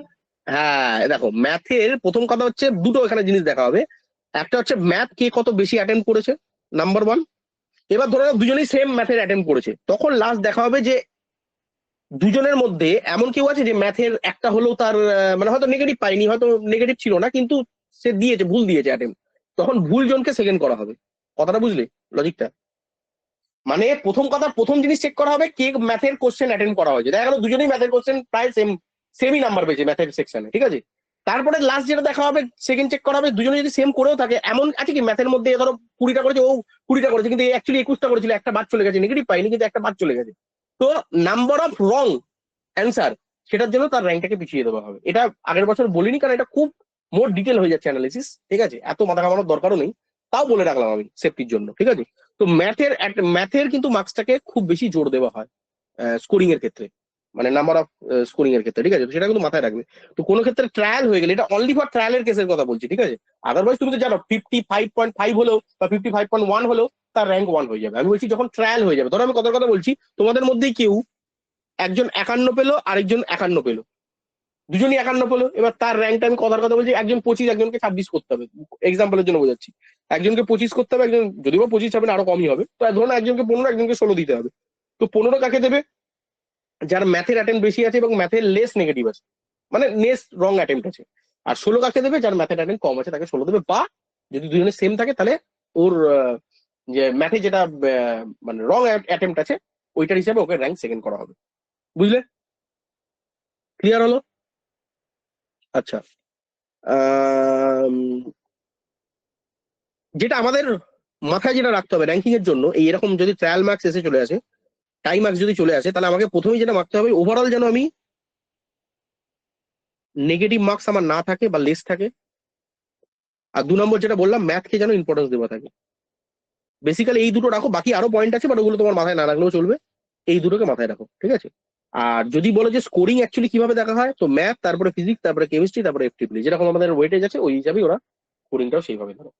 মানে হাইপোথেটিক্যালি ধরে নাও এবার দুজনেই 51 পেয়েছে, মানে আমি বলতে চাইছি দুজনে 51 পেয়েছে, দুজনেই ম্যাথে একই পেয়েছে, দুজনেরই কোনো নেগেটিভ নেই, ঠিক আছে? তখন কি দেখা যাবে যে ম্যাথে কে বেশি করেছে, তারপরে দেখবে ফিজিক্সে, ধরো ম্যাথও দেখা গেলো দুজনে সেম করেছে, তারপরে দেখবে ফিজিক্স থেকে বেশি করেছে, দেখা গেলো ফিজিক্সেও দুজনে সেম করেছে, তাহলে দেখবে তখন কেমিস্ট্রি থেকে বেশি করেছে। এইভাবে যে যেটাতে বেশি করবে তার র্যাঙ্কিংটা 1 হবে আর অন্যজনের র্যাঙ্কিংটা 2 হবে। কথাটা বুঝলে আমার কথাটা কি বললাম? ধরো দুজনের নেগেটিভ নেই, দুজনেরই 51 নাম্বার এসছে, দুজনেই ম্যাথে 31 পেয়েছে, তখন দেখবে সেকেন্ড এবার ফিজিক্সে কে ফিজিক্সে বেশি অ্যাটেম্প করেছে, দেখা গেলো দুজনেই ফিজিক্সে একই অ্যাটেম্প করেছে বাকি নাম্বারটা, তখন দেখা গেলো কেমিস্ট্রিতে কে কত অ্যাটেম্প করেছে, এবার কেমিস্ট্রিতেও দেখা গেলো দুজনে এগিয়ে, তখন এফটিভলি। এইভাবে এবার এর মধ্যে যে কোনো একটাতে কেউ যদি বেশি করে থাকে তাহলে তার র্যাঙ্কটা আগে দিয়ে দেওয়া হবে আর অন্যজনের র্যাঙ্কটাকে পিছিয়ে দেওয়া হবে। কখন? যখন টাইম ম্যাক্স চলে আসবে, মানে দুজনেই 51 পেয়েছে তখন। কথা বুঝলে বাবা? বাট মোরাললেস এত কমপ্লেক্স জায়গায় যেও না, বাট ওটার চান্সেস কত, হয়তো 0. এতগুলো জিরো তারপরে 1, এত পার্সেন্ট হয়তো চান্স আছে, ঠিক আছে? তো ওটা ধরে নাও জেনারেলি ম্যাথের মার্কসটা বেশি রাখার চেষ্টা করবে, আর ম্যাথে যেন নেগেটিভ না হয় এটা করার চেষ্টা করবে। আচ্ছা, সেকেন্ড আরেকটা কথা যেটা বলি, সেটা খুব ইম্পর্টেন্ট, যেটা আমার বলাটা জরুরি, এবং এটা আমি লাস্ট 3-4 বছর ধরে খুব দেখছি, যদিও বা সবার সাথে হয় না, এবং এটা আমি সবাইকে বলবো না, কোনোভাবে যেন জিলেট যেদিনকে তুমি পরীক্ষা দিচ্ছ সেই দিনকে যেন কোনো রকমের সাপ্লি বা ওই সাপ্লি রিলেটেড ইস্যু যেন না থাকে। কথা বোঝাতে পারলাম? কোনো রকমের সাপ্লি যেন না থাকে, এটা টার্গেট রাখো। তো যে যতই গভীরে প্রিপারেশন নাও, সেমিস্টার যেন কোনোভাবেই কোনো একটা সাবজেক্ট যেন সাপ্লি না চলে আসে। এটা যে কোনো কারণে, অনেকে আজকালকার কি হচ্ছে বলতো, অনেকে ভালো স্টুডেন্টরা পড়াশোনা করার পরে কিছু ইস্যু হয়ে যাচ্ছে এক্সামের দিন বা কিছু প্রবলেম হয়ে যাচ্ছে, কারণ এখন আগের মতন আর ডিপ্লোমাটা নেই, এখন ডিপ্লোমাটা তুলনামূলক অনেকটা চেঞ্জ হয়ে গেছে প্যাটার্নটা। তো আমাদের সময় ডিপ্লোমাটা অন্যরকম ছিল, কিন্তু এখন ডিপ্লোমার কিন্তু মানে ওভারঅল স্ট্রাকচারটা একটু অন্যরকম হয়ে গেছে। তো আমি এটাই বলবো, মার্কস কম পাও তাও ঠিক আছে, কিন্তু ডিপ্লোমাটা যেন কোনোভাবে ব্যাকলগ না চলে আসে। আর যদি কোনো ক্ষেত্রে এসেও যায় কোনো কোনো কিছু প্রবলেমের জন্য, সেটা মেডিকেল ইস্যু হোক, যাই ইস্যু হোক, ফ্যামিলি ইস্যু হোক, মেন্টাল ইস্যু হোক, কোনো কারণে যদি এসেও যায়, টার্গেট রাখবে 2027-এর অ্যাটেম্পটের আগে যেন আমার সেটা ক্লিয়ার হয়ে গিয়ে রেজাল্টে যেন আমার আলোচনা আসে। এটা আমি একটা আরবিটারি সেকেন্ডারি পয়েন্ট বলে রাখলাম। আমি জানি এখানে হয়তো যারা তোমরা আজকে অ্যাটেন্ড করেছো তাদের জন্য এটার জন্য অ্যাপ্লিকেবল নয়, বাট আমি এই ওভারঅল সবার জন্য বলছি, তাই জন্য ওভারঅল সবার জন্য যেন জিনিসটা মাথায় থাকে। ঠিক আছে? আচ্ছা, এরপরে যেটা আমি বলি, যেটা মাথায় রাখার একটুখানি চেষ্টা করো, যে মোটামুটি ভাবে সেফ সাইডের জন্য সিজি সিজিপিএ বলবো না, মোটামুটি পার্সেন্টেজটা ডিপ্লোমার চেষ্টা করো 75% রাখা মিনিমাম। কেন আমি এখন ডিটেল যাচ্ছি না, বাট পরে আমাকে ধন্যবাদ জানাবে, পরে আমাকে ফোন করে বলবে যে স্যার আপনি যে অ্যাডভাইসটা দিয়েছিলেন এটা খুব কাজে লাগলো। এটা অনেকগুলো কারণ আছে, পরে আমি বলবো, এখন বলে আমি ভিডিওর টাইম লেন্থ করবো না, কারণ আমার এখন জিলেট রিলেটেড আলোচনাটাই বেশি আমার কাছে ইম্পর্টেন্ট। তো আপাতত তোমার জিলেট রিলেটেড হিসাবে আমি বলছি, তুমি 75% মিনিমাম ডিপ্লোমায় রাখার চেষ্টা করো। কারোর যদি কম হয়ে যায়, ধরে নাও এখন অব্দি দেখা যাচ্ছে না 75% নেই, তাহলে তাদের ক্ষেত্রে মিনিমাম থেকে মিনিমাম 60%, তার থেকে যেন বাবা কম না হয়, তাহলে কিন্তু যাদবপুরের দরজাটা বন্ধ হয়ে যাবে বাবা। পরিষ্কার বলছি, ওপেন বলছি। 60% আমি বলবো না, আমি বলবো মিনিমাম 75 রাখো, বা 75 রাখো মিনিমাম। ঠিক আছে? তো 60 কাটার মানে একদম গায়ে গায়ে টেনে 60 পাচ্ছি করবে না, যদিও বা হয় না, খুব রেয়ার কেস আছে যে ডিপ্লোমা লেভেলের কেউ 60% নিচে পাচ্ছে, খুব রেয়ার পার্সেন্টেজ আছে। আমি জানি সবারই আছে, তোমাদের মধ্যে কারণ নেই তো এরকম যে 60 নিচে আছে এখন অব্দি অ্যাভারেজ, আশা করি নেই, থাকার কথাও না, তাহলে এখানে জিলেট পড়তে আসতে না। যাই হোক, আমি তাও বলে রাখছি সেফটির জন্য, যে কারোর যেন কোনোভাবে এনি হাউ যেন 60%-এর নিচে না আসে, বাট আমি বলবো ওটা 75%-এর নিচে যেন না আসে, আমার যদি রেকমেন্ডেশন বলো, কারণ এটার জন্য পরে আমাকে থ্যাঙ্কফুল বলবে, অনেক কারণে বলবে, পরে থ্যাঙ্কস জানাবে। তো সেটার জন্য একটু মাথায় রেখো, যদি পার্সেন্টেজ কিছু কম বেশি হয়ে থাকে, ওভারঅল যেন 75% হয়ে যায় যখন আমরা জিলেটে বসবো। ঠিক আছে? বা ওভারঅল পাস আউট বলতে পারো, পাস আউট যেন 75% উপরে থাকে। এটা একটা আরবিটারি পয়েন্ট, এখন আমি যাচ্ছি না ডিটেল আলোচনা, এটা আমি যদি সেকেন্ড ক্লাসে যখন আলোচনা করবো, পড়ার বাইরে বা জিলেটের বাইরে যে আলোচনাগুলো দরকার আছে, তখন আমি একবার ডিসকাস করে দেবো কেন দরকার। আচ্ছা, এবার আসি প্রিপারেশনের স্ট্র্যাটেজিতে। বারবার এই কথা বলা যাবে না, তোমরা ভালো করেই জানো, একবার সিলেবাসে আমি ঢুকে গেলে তখন শুধু সিলেবাসই জন্য পড়া পড়া পড়া পড়া পড়া। প্রথম দুটো ক্লাসই আমি সময় পাই খুলে একদম সবকিছু আলোচনা করার জন্য। তো সেখানে যা কিছু তোমাদের কোয়ারিজ আছে জিজ্ঞেস করে নেবে, এবং আমারও যা যা বক্তব্য আছে আমি চেষ্টা করবো 100% আমার বলে দেবার। সেকেন্ড যেটা প্রিপারেশন স্ট্র্যাটেজি সব থেকে যেটা ইম্পর্টেন্ট পয়েন্ট, সেটা হচ্ছে যে তোমাদেরকে প্রতিটা ক্লাস যেটা করানো হবে সেটার ফুল নোট তোমাদেরকে বাড়িতে বানাতে হবে। ফুল নোট, আগেও বলেছিলাম একই জিনিস, জানো ফুল নোট মানে কি?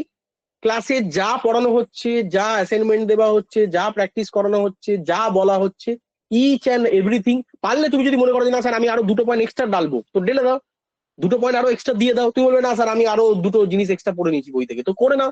কিন্তু সেই এক্সট্রা পয়েন্ট দাও বা না দাও, বা হুবহু ক্লাসে যা পড়ানো হচ্ছে হুবহু সেটাই ফলো করো, তার একটা প্রপার ইন ডেপথ বা ইন ডিটেল একটা নোটস বানানো চাই, যেটাকে আমরা বলি ফুল নোটস। আর সেইটাকে কাটছাট করে একদম এক্সামের জন্য যেটুকু লাগবে, আনতাবড়ি জিনিসকে সব বাদ, ভুলভাল জিনিস, এক্সাম্পল, ডায়াগ্রাম সবকিছু বাদ, যতটুকু নিট অ্যান্ড ক্লিন ফর্মুলেশন যেগুলো লাগবে সেইগুলোকে একটা জায়গায় নোট ডাউন করাকেই আমরা বলি শর্ট নোট। মনে রাখবে, ফুল নোটস ক্যান বি এনিথিং। এটা 30 পেজেরও হতে পারে একটা চ্যাপ্টার, 50 পেজের হতে পারে একটা চ্যাপ্টার, 100 পেজের হতে পারে একটা চ্যাপ্টার, কোনো লিমিটেশন নেই। বাট জেনারেলি কোনো একটা চ্যাপ্টারের জন্য short note not more than 5 pages, 5 পেজের যেন বেশি না হয়। আইডিয়াল যদি বলো, একটা আইডিয়াল শর্ট নোটের এক্সাম্পল হচ্ছে প্রতি চ্যাপ্টার 1 পেজ কি 2 page maximum, not more than that. কেউ যদি খুব খারাপও বানায় ম্যাক্সিমাম সেটা 4 পেজ যাবে, বাট 5 পেজের ওপরে হয়ে গেলে বাবা সেটা শর্ট নোট হলো না, সেটা ফুল নোটই হয়ে গেল। কথা বুঝলে?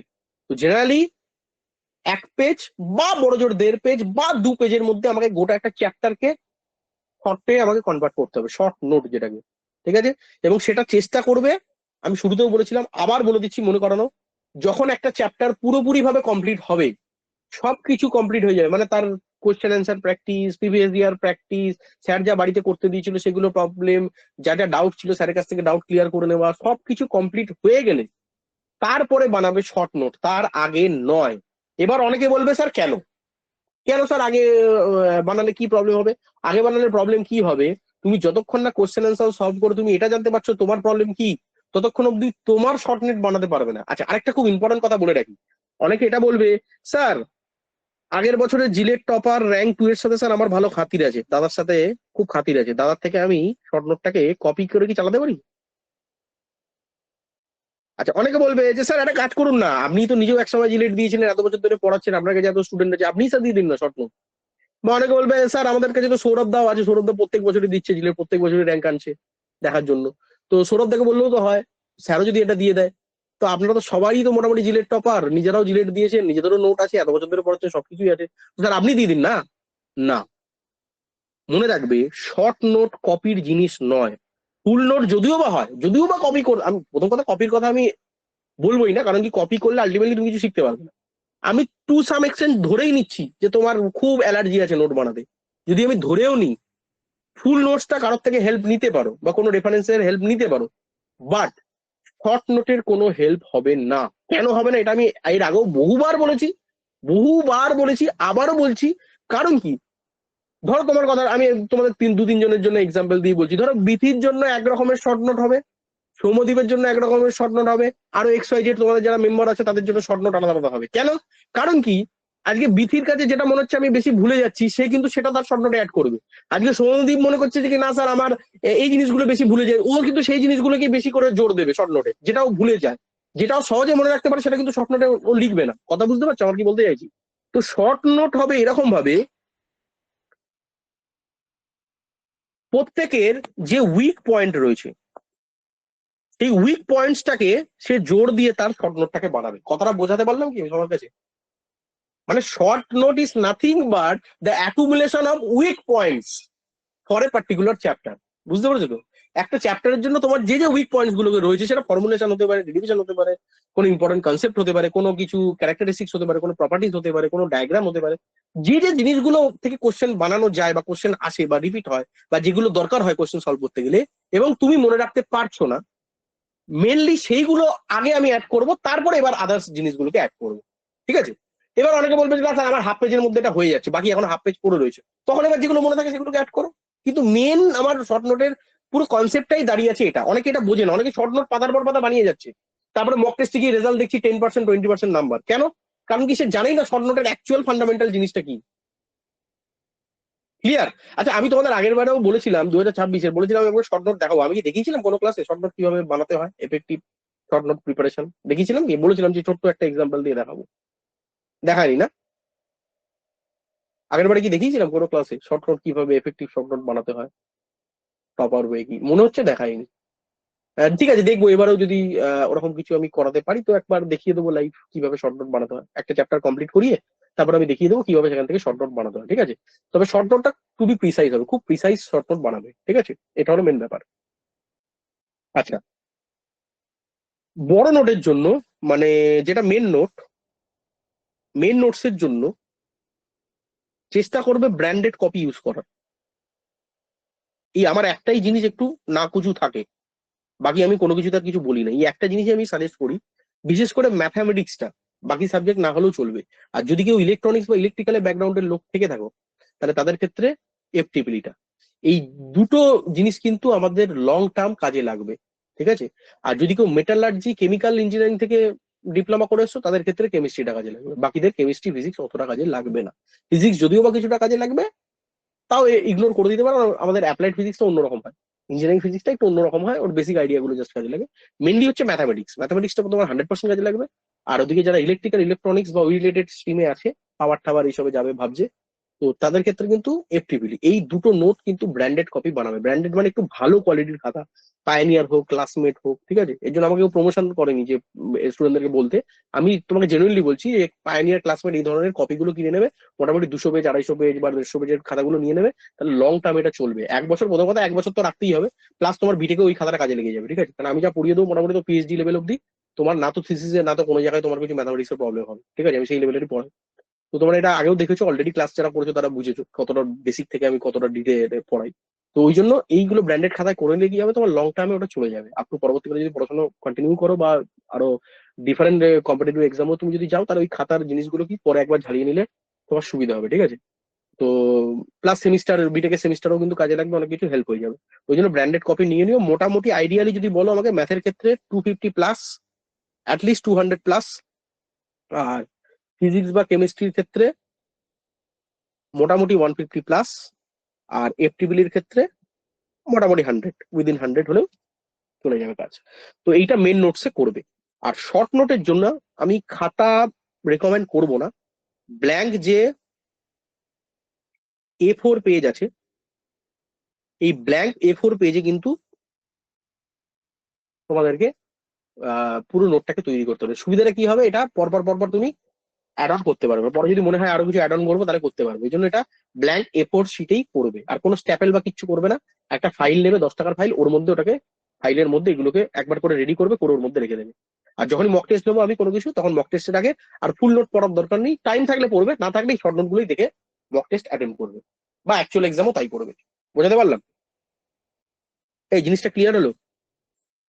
আচ্ছা, এবার নেক্সট আসি, স্যার পড়ার জিনিসগুলোকে কিভাবে এগোনো উচিত বা কি করে কমপ্লিট করা উচিত। আগেও বলেছিলাম, আবার বলছি, প্রথম কাজ হবে লাইভ ক্লাস একটা কমপ্লিট করলাম, ঠিক আছে। এবার যারা ভিডিও কোর্স দেখছে তাদের ক্ষেত্রে লাইভ ক্লাসের বদলে ভিডিও কোর্স। তো লাইভ ক্লাস করলাম বা ভিডিও কোর্স করলাম, করার পরে একটা ক্লাস নোট আমরা পেয়ে যাই, সেটা গ্রুপে হোক, অ্যাপে হোক, যে কোনো মাধ্যমে হোক, আমি একটা ক্লাস নোট দিয়ে দিই। ক্লাস নোটটাকে নেবা, প্লাস লাইভ ক্লাসে যা নিলাম সেই কনসেপ্টটা, প্লাস যদি আদার্স কোনো রেফারেন্স থাকে, যেমন কোনো কোনো ক্ষেত্রে আমি কোনো বইয়ের রেফারেন্স দিই, ই বুক দিয়ে দিই, আদার্স কোনো হ্যান্ড রিটেন নোটস দিয়ে দিই, ঠিক আছে, বা কিছু অ্যাসাইনমেন্ট দিয়ে দিই। তো সেই সবগুলোকে কম্বাইন করে, পুরো জিনিসটাকে কম্বাইন করবো, সেটা রেফারেন্স হোক, ই বুকস হোক, ঠিক আছে, বা কোনো অ্যাসাইনমেন্টের কপি হোক, যাই হোক, বা কোনো হ্যান্ড রিটেন নোটস হোক, বা কোনো রেফারেন্স হোক, বা মেন নোটস হোক, যাই হোক, যেটাই দেওয়া হলো সেইটাকে কম্বাইন করে, আর লাইভ কোর্স বা ভিডিও কোর্স তুমি যেটাই কমপ্লিট করলো সেটাকে করে ইমিডিয়েটলি যেটা কমপ্লিট করতে হবে, মানে একটা ক্লাস কমপ্লিটের মোটামুটি নেক্সট 3 ডেজ এর মধ্যে তোমাকে যেটা করতে হবে, মেন নোটটাকে আগে কমপ্লিট করে নিতে হবে। হলো? মেন নোটস কমপ্লিট করার পরে এবার যেটা কাজ থাকে, ক্লাসে যে প্র্যাকটিস করা হচ্ছে সেই প্র্যাকটিসের সিমিলার প্রবলেমগুলো আগে সলভ করা। হলো? 3 নম্বর, এইটা যখন কমপ্লিট হয়ে যাবে, এইবার একটা কোনো রেফারেন্স শুরু করা। আইডিয়ালি এই রেফারেন্সটা শুরু করতে পারো তুমি কোনো একটা বুকের রেফারেন্স দিয়ে।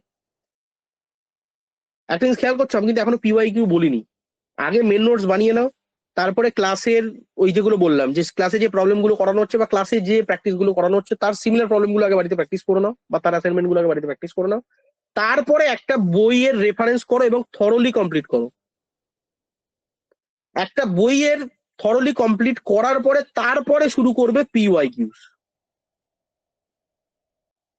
PYQs এর মধ্যেও আগে WBJEE, যেই মেন কমপ্লিট করবে, তারপরে শেষে ধরবে জিরেট।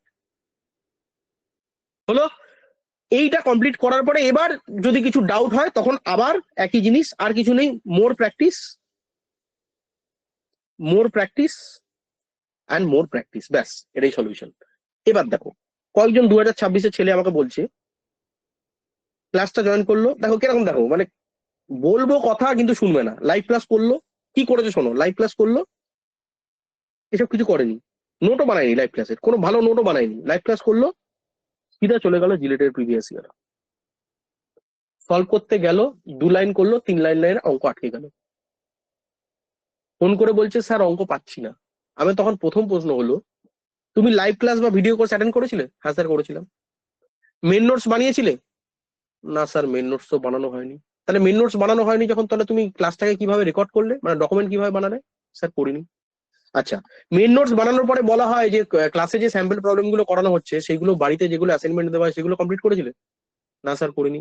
তাহলে তুমি কি করে বুঝবে যে একটা কোশ্চেনের থিওরি গুলো কিভাবে অঙ্কেতে অ্যাপ্লাই হচ্ছে? তুমি কি করে বুঝবে? তোমার আইডিয়া ডেভেলপ হলো না, তুমি কোশ্চেন সলভের অ্যাবিলিটি তৈরি হলো না। দ্বিতীয় কথা, কোশ্চেন সলভ অ্যাবিলিটি তৈরি হলে যে তুমি পিভিআইকিউ সলভ করতে পারবে নিজেকে তার কোনো গ্যারান্টি নেই। কেন? কোশ্চেন সলভের অ্যাবিলিটি যেটা হচ্ছে এটা লিমিটেড। আমি ক্লাসে কটা করাতে পারবো? হার্ডলি 10টা করাবো, 20টা করাবো, 15টা করাবো, প্রবলেম? আমারও তো লিমিটেশন আছে 2 ঘন্টার ক্লাস। তারপরে কি? তারপরে তো তোমাকে নিজেকেও বাড়িতে প্র্যাকটিস করতে হবে। তো তারপরে এই যে অ্যাবিলিটিটা তৈরি হলো, সেই অ্যাবিলিটিটা মোর অ্যান্ড মোর কোনো স্ট্যান্ডার্ড বুকের রেফারেন্স থেকে A to Z কি কমপ্লিট করলে, মানে কি ধরনের প্রবলেম মিনিমাম আসতে পারে, ম্যাক্সিমাম কত টাফ কোশ্চেন আসতে পারে, এই পুরো জিনিসটা আইডিয়া পাওয়ার জন্য আমরা যে কোনো একটা বুকের রেফারেন্সকে কমপ্লিট করতে পারি পুরো A to Z, মানে তার একদম ইজি কোশ্চেন থেকে শুরু করে আপ টু হার্ডেস্ট কোশ্চেন অব্দি কমপ্লিট করানো। ঠিক আছে, সেটা যে কোনো বই হতে পারে। আমি প্রেফার করি আইডিয়ালি বেটার হয় IIT প্রেম কুমার কমপ্লিট করো, কারণ আমি যেটা দেখেছি প্রিভিয়াস বছরগুলোতে আমার এই কথাগুলো যারা শুনেছে তারা কেউ 50-এর উপরে র্যাঙ্ক করেনি, সব 50-এর নিচেই র্যাঙ্ক করেছে। তো আমি সেই হিসাবে তোমাকে বলবো, তো আমার হিসাবে কারোর কাছে যদি কিচ্ছু না থাকে IIT প্রেম কুমার যে বইটা গ্রুপে দেওয়া আছে আবার আমি দিয়ে দেবো। IIT প্রেম কুমার বইটা পুরো চ্যাপ্টার 90% চ্যাপ্টার ওখানে কভার করানো আছে। যে কোনো একটা চ্যাপ্টারকে ধরে গোড়া থেকে শেষ অব্দি পুরো কোশ্চেন গুলোকে প্র্যাকটিস করো। হলো? এইটা হবার পরেও তুমি যে 100% তোমার নলেজ তৈরি হলো তা নয়, এখানে হলো তারও 50% নলেজ তৈরি হলো। এবার তুমি পিওয়াই গুলোকে করো, WBJEE JEE মেন, তখন দেখবে আরো জিনিসগুলো ক্লিয়ার হলো। তারপরে গিয়ে যখন তুমি জিলেটের প্রিভিয়াস ইয়ার সলভ করবে তখন তুমি একটা আইডিয়া ডেভেলপ হবে, তার আগে নয়। এবার এইগুলো তুমি করলে না, করে ডাইরেক্টলি তুমি চলে গেলে জিলেটের প্রবলেম, তারপরে তখন সলভ করতে পারলে তখন বললে স্যার আপনি তো করালেন তাও স্যার পাচ্ছি না। দোষটা কি আমার না দোষটা তোমার? দোষটা আমার না দোষটা তোমার? তোমাকে আমি এত কিছু জিনিস ফলো করতে বলেছি, তুমি করেছো একটা মাঝে করোনি। মানে ব্যাপারটা এরকম হলো যে তুমি সারা বছর কিছু পড়াশোনা করলে না, করে গিয়ে ঠিক পরীক্ষার আগের দিন তুমি বলছো স্যার কালকে আমার পরীক্ষা স্যার, আজকে অব্দি তো আমার কিছু রেডি নেই স্যার, কালকে কিভাবে পরীক্ষা দেবো আমি জানি না। ব্যাপারটা সেই রকম হয়ে গেল। তো আগে তোমাকে এই পুরো জিনিসগুলো, এটা একটা প্রসেস, পুরো এই জিনিসগুলোর মধ্যে তোমাকে কমপ্লিট করতে হবে। কি কি? লাইভ ক্লাস অ্যাটেন্ড করার পরে ইনিশিয়ালি তোমাকে নোট বানাতে হবে। নোট বানানোর পরে এবার ক্লাসে তারপরে যেই একটা টপিক শেষ হলো তারপরে কিছু প্র্যাকটিস করানো হয়, স্যাম্পল দেখেছো প্রতিটা চ্যাপ্টারে আমি করাই। সেই স্যাম্পল গুলো এবং তার ওরিয়েন্টেড যেগুলো বাড়িতে দেওয়া হচ্ছে আগে সেগুলোকে ভালোভাবে কমপ্লিট করানো, ডাউট থাকলে ডাউট ক্লিয়ার করে নেওয়া। তারপরে যে কোনো একটা বই ধরে সেই বইয়ের রেফারেন্সটাকে কমপ্লিট করা। কিছু না থাকলে IIT প্রেম কুমার, বারবার বলে আসছি, IIT প্রেম কুমার বইয়ের রেফারেন্স আমার দেওয়া আছে হোয়াটসঅ্যাপে, আবার দিয়ে দেবো। তো একটা চ্যাপ্টার কমপ্লিট হওয়ার পরে ওই বইটার পুরো গোড়া থেকে শেষ অব্দি পুরোপুরি কমপ্লিট করো। তারপরে সেই যে কমপ্লিট করলে পুরো যে নলেজটা তৈরি হলো সেই নলেজটা এবার অ্যাপ্লাই করো জিলেট বাদ দিয়ে বাকি প্রিভিয়াস ইয়ার গুলোতে। তাহলে কি হলো, তোমার এই যে নলেজটা যেটা তুমি গেইন করলে সেটার এবার অ্যাপ্লিকেশনটা তুমি টেস্ট করলে। হলো? যেগুলো পারলে ভালো, যেগুলো পারলে না দেখেই নাও, দেখে নিয়ে সলিউশন করে নাও, খাতায় নোট ডাউন করে নাও, যা করার করলে। করার পরে এবার লাস্টে তুমি জিলেটের কোশ্চেন গুলোকে নিজে নিজে অ্যাটেন্ড করো, তখন দেখবে গিয়ে অনেক বেশি মোর ক্ল্যারিটি পাবে। কিন্তু এত কিছু স্টেপ না করে তুমি ডাইরেক্ট করে দিয়ে তারপরে আমাকে ডাইরেক্টলি ফোন লাগিয়ে বলছো স্যার পাচ্ছি না তো কোশ্চেন, স্যার জিলেটের প্রিভিয়াস ইয়ার কোশ্চেন পাচ্ছি না। তো আমার দ্বিতীয় প্রশ্ন এটাই থাকবে, তাহলে আমার এই বাগের 4টে প্রসেস কি তুমি করেছো? না স্যার করিনি। তাহলে তো তোমার কোনো লাভ হলো না। বোঝাতে পারলাম? ক্লিয়ার সবার কাছে? আচ্ছা, স্টার্টিং ফেজে যদি টাইম খুব কম থাকে, দেখো সবার শিডিউল আলাদা হয়, আমি এখানে কখনোই সবার জন্য একই রকম বানাবো না। তো আমি জন্য সবসময় একটা রেঞ্জ বলবো। দেখো তোমাদের মধ্যে অনেকেই আছো কলেজে করার পরে, আর আমার এখানে জিলেট একাডেমিতে জিলেটের ক্লাস করার পরেও আরো কিছু কোচিং থাকে, আমাকে এখানে বলার দরকার নেই, বাট আমি জানি অনেকেরই থাকে এবং তাদের গার্জিয়ানরাও বলে। তো আমি সেটাকে অস্বীকার করছি না, অবশ্যই সেমিস্টারে কোচিং থাকতে পারে, নাও থাকতে পারে, কেউ সেলফ প্রিপারেশন করে তারও সেলফ প্রিপারেশনও থাকতে পারে। তো আমার প্রশ্নটা এটাই যে প্রতিটা মানুষের কিন্তু টাইম, মানে প্রতিদিনের যে টাইম ম্যানেজমেন্ট সেটা কিন্তু আলাদা। কারোর কারোর ক্ষেত্রে কি, স্যার কলেজ গেলাম, কলেজ থেকে বাড়ি আসলাম, আপনার যদি ক্লাস থাকলো থাকলো, যেদিন থাকলো না এমনি বাড়িতে সেলফ স্টাডি করতে বসে গেলাম, এটা হলো কারোর গল্প। কারোর আবার গল্পটা এরকম যে স্যার আপনার ক্লাস থেকে আসলাম, আসার পরেই চলে গেলাম আমি কোচিং পড়তে। ঠিক আছে, কোচিং থেকে এসে হয়তো আপনার ক্লাস জয়েন করলাম, বা যেদিনকে আপনাদের এখানে ক্লাস রয়নি সেই দিনকে আমার হয়তো ওখানে কোচিং আছে, কোচিংয়ে পড়তে নিলাম, বা সপ্তাহে 2 দিন আমি পড়তে যাই। হলো? তারপরে বাকি সময়টা আমি কোচিং এ মানে আপনাদের জিলেট একাডেমি ক্লাস করার পরে বাকি যে সময়টা রয়েছে সেখানে আমি পড়তে বসলাম। তো প্রত্যেকের টাইম পিরিয়ড আলাদা, সবার কাছে সমান থাকবে না। কারো কাছে প্রতিদিন হয়তো 2 ঘন্টা করে টাইম থাকবে, কারো কাছে 1 ঘন্টা থাকবে, কারো কাছে সপ্তাহে 3 দিন থাকবে টাইম। তো প্রত্যেকের এখানে সিনারিও আলাদা। তো মিনিমাম একটা চ্যাপ্টার কমপ্লিট হওয়ার পরে যার যার যেরকম টাইম থাকবে মিনিমাম এই চ্যাপ্টারে 50টা মিনিমাম করতেই হবে বেসিক লেভেলে। মডারেট লেভেলেও যদি তুমি প্রিপারেশন করো তাহলে তোমাকে 100টা করতেই হবে।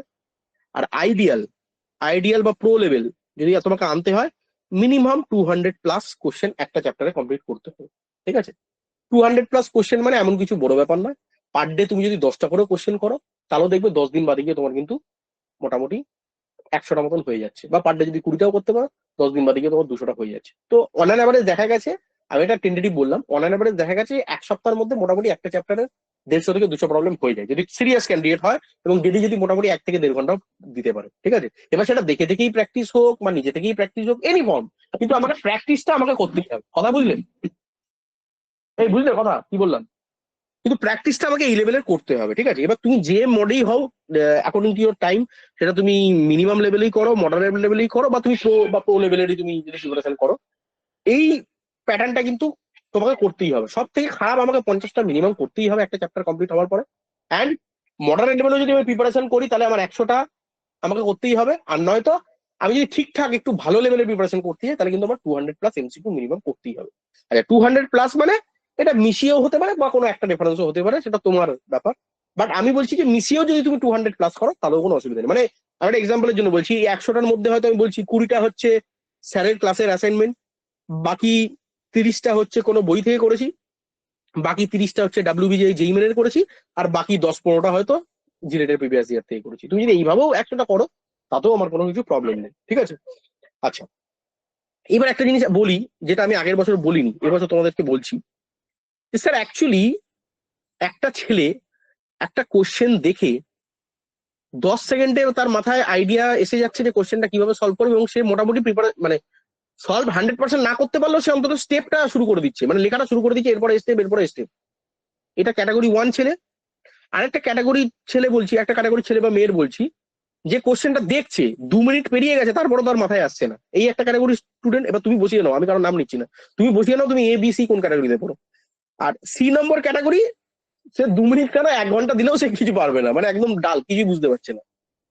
তো একজন এই 10 থেকে 20 সেকেন্ডে আইডিয়া চলে আসছে।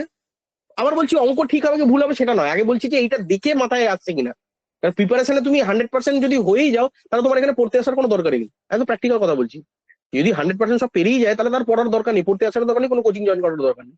সে ডাইরেক্ট মার্কেট থেকে বুক কিনবে, বুক কিনে সে নর্মাল প্র্যাকটিস করা শুরু করে দেবে, তার কোনো কোনো কোচিং সেন্টারে পড়ার দরকার নেই, যদি তার সেই লেভেলের প্রিপারেশন থাকে।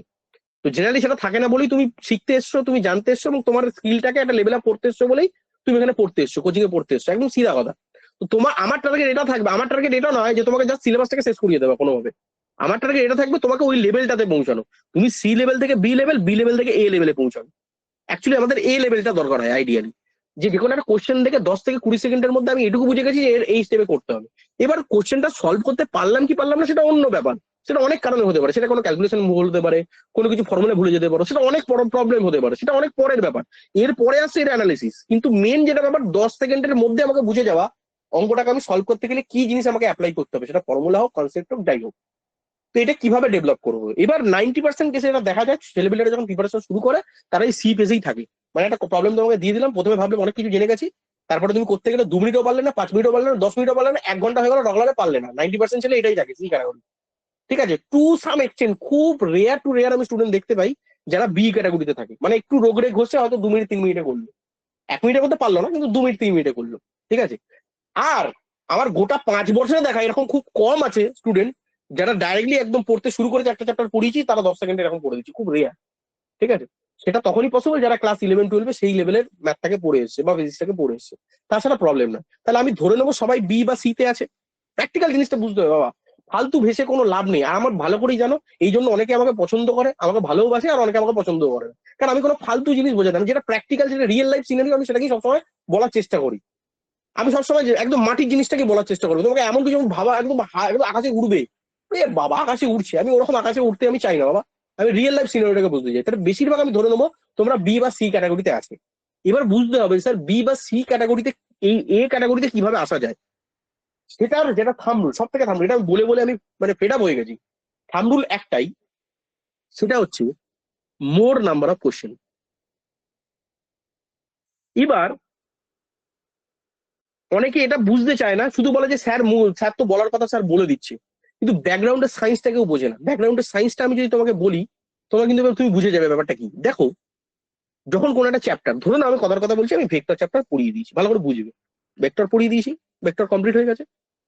এইবার ভেক্টরে কেউ 10টা প্রবলেম করেছে, কেউ বাড়িতে 30টা প্রবলেম করেছে, কেউ 50টা প্রবলেম করেছে, কেউ 80টা প্রবলেম করেছে, কেউ 100টা প্রবলেম করেছে, 200টা প্রবলেম করেছে। এবার দেখো ব্যাপারটা কি, যে 10টা প্রবলেম করেছে সে যখন 30টা প্রবলেম করতে যাবে তার কাছে কিন্তু নতুন নতুন প্রবলেম অনেক আসবে। আবার যে 30টা করেছে 30 থেকে যখন 50-এ যাবে তার কাছে হয়তো একটা দুটো কি তিনটে চারটে, বলছি মানে কিছু পার্সেন্টেজ কোশ্চেন তার মনে হবে এটা যে এটা তো এই টাইপের তো আগে করেছি, সেটা কত, সেটা হয়তো 10% হবে। যে 80টা করবে তার কাছে হয়তো এটাই 20% মনে হবে, আরে এই 20% প্রবলেম তো আগেও করেছি আমি, স্যারের অ্যাসাইনমেন্টটা বা অমুক বইতে বা অমুক জায়গাতে এরকম করেছি।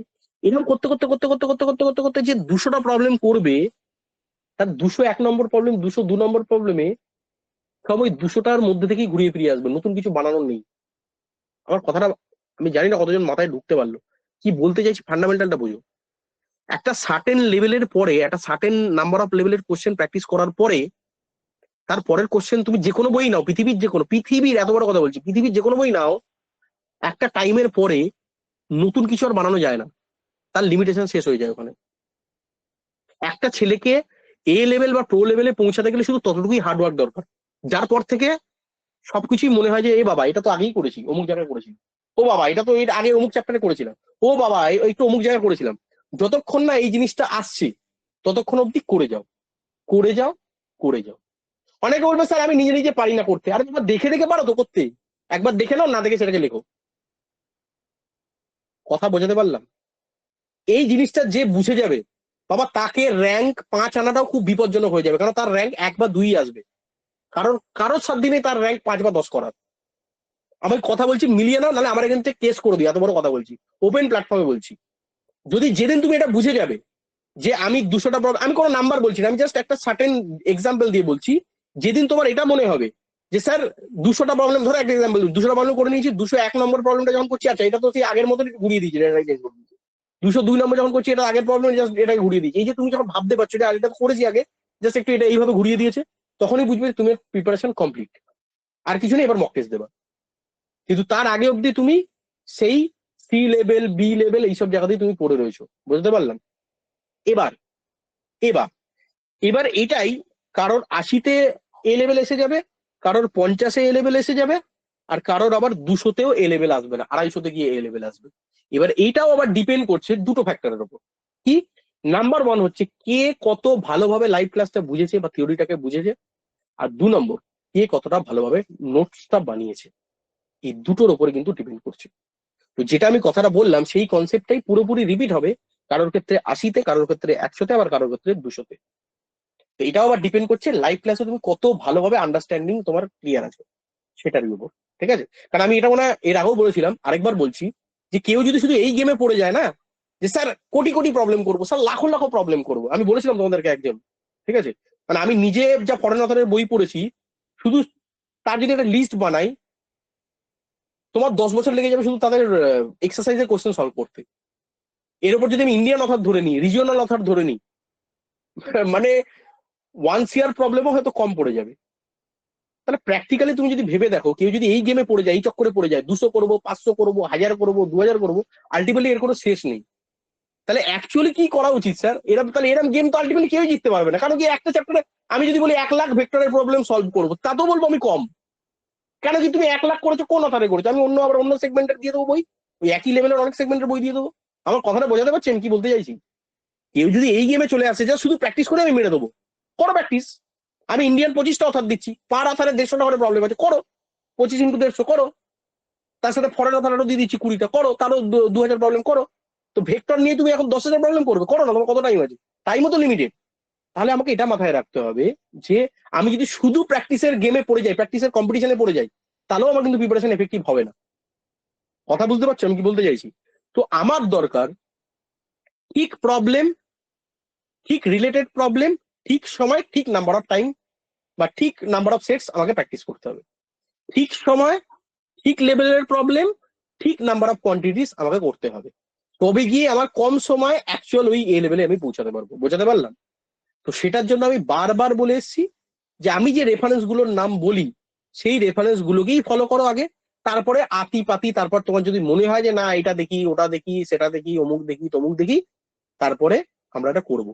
আরেকটা ইম্পর্টেন্ট কথা বলে দিই, আজকালকার দিনে আমি কারোর নাম নেবো না, আজকালকার দিনে ইউটিউব খুললে অমুক টপারের ভিডিও দেখে নিলে, তমুক টপারের ভিডিও দেখে নিলে, অমুক স্যারের ভিডিও দেখে নিলে, অমুক লোকের ভিডিও দেখে নিলে, তমুক লোকের ভিডিও দেখে দিলে, তারা হয়তো বললো হ্যাঁ হ্যাঁ 6 মাসে পড়েছি আমি, হয়ে গেল।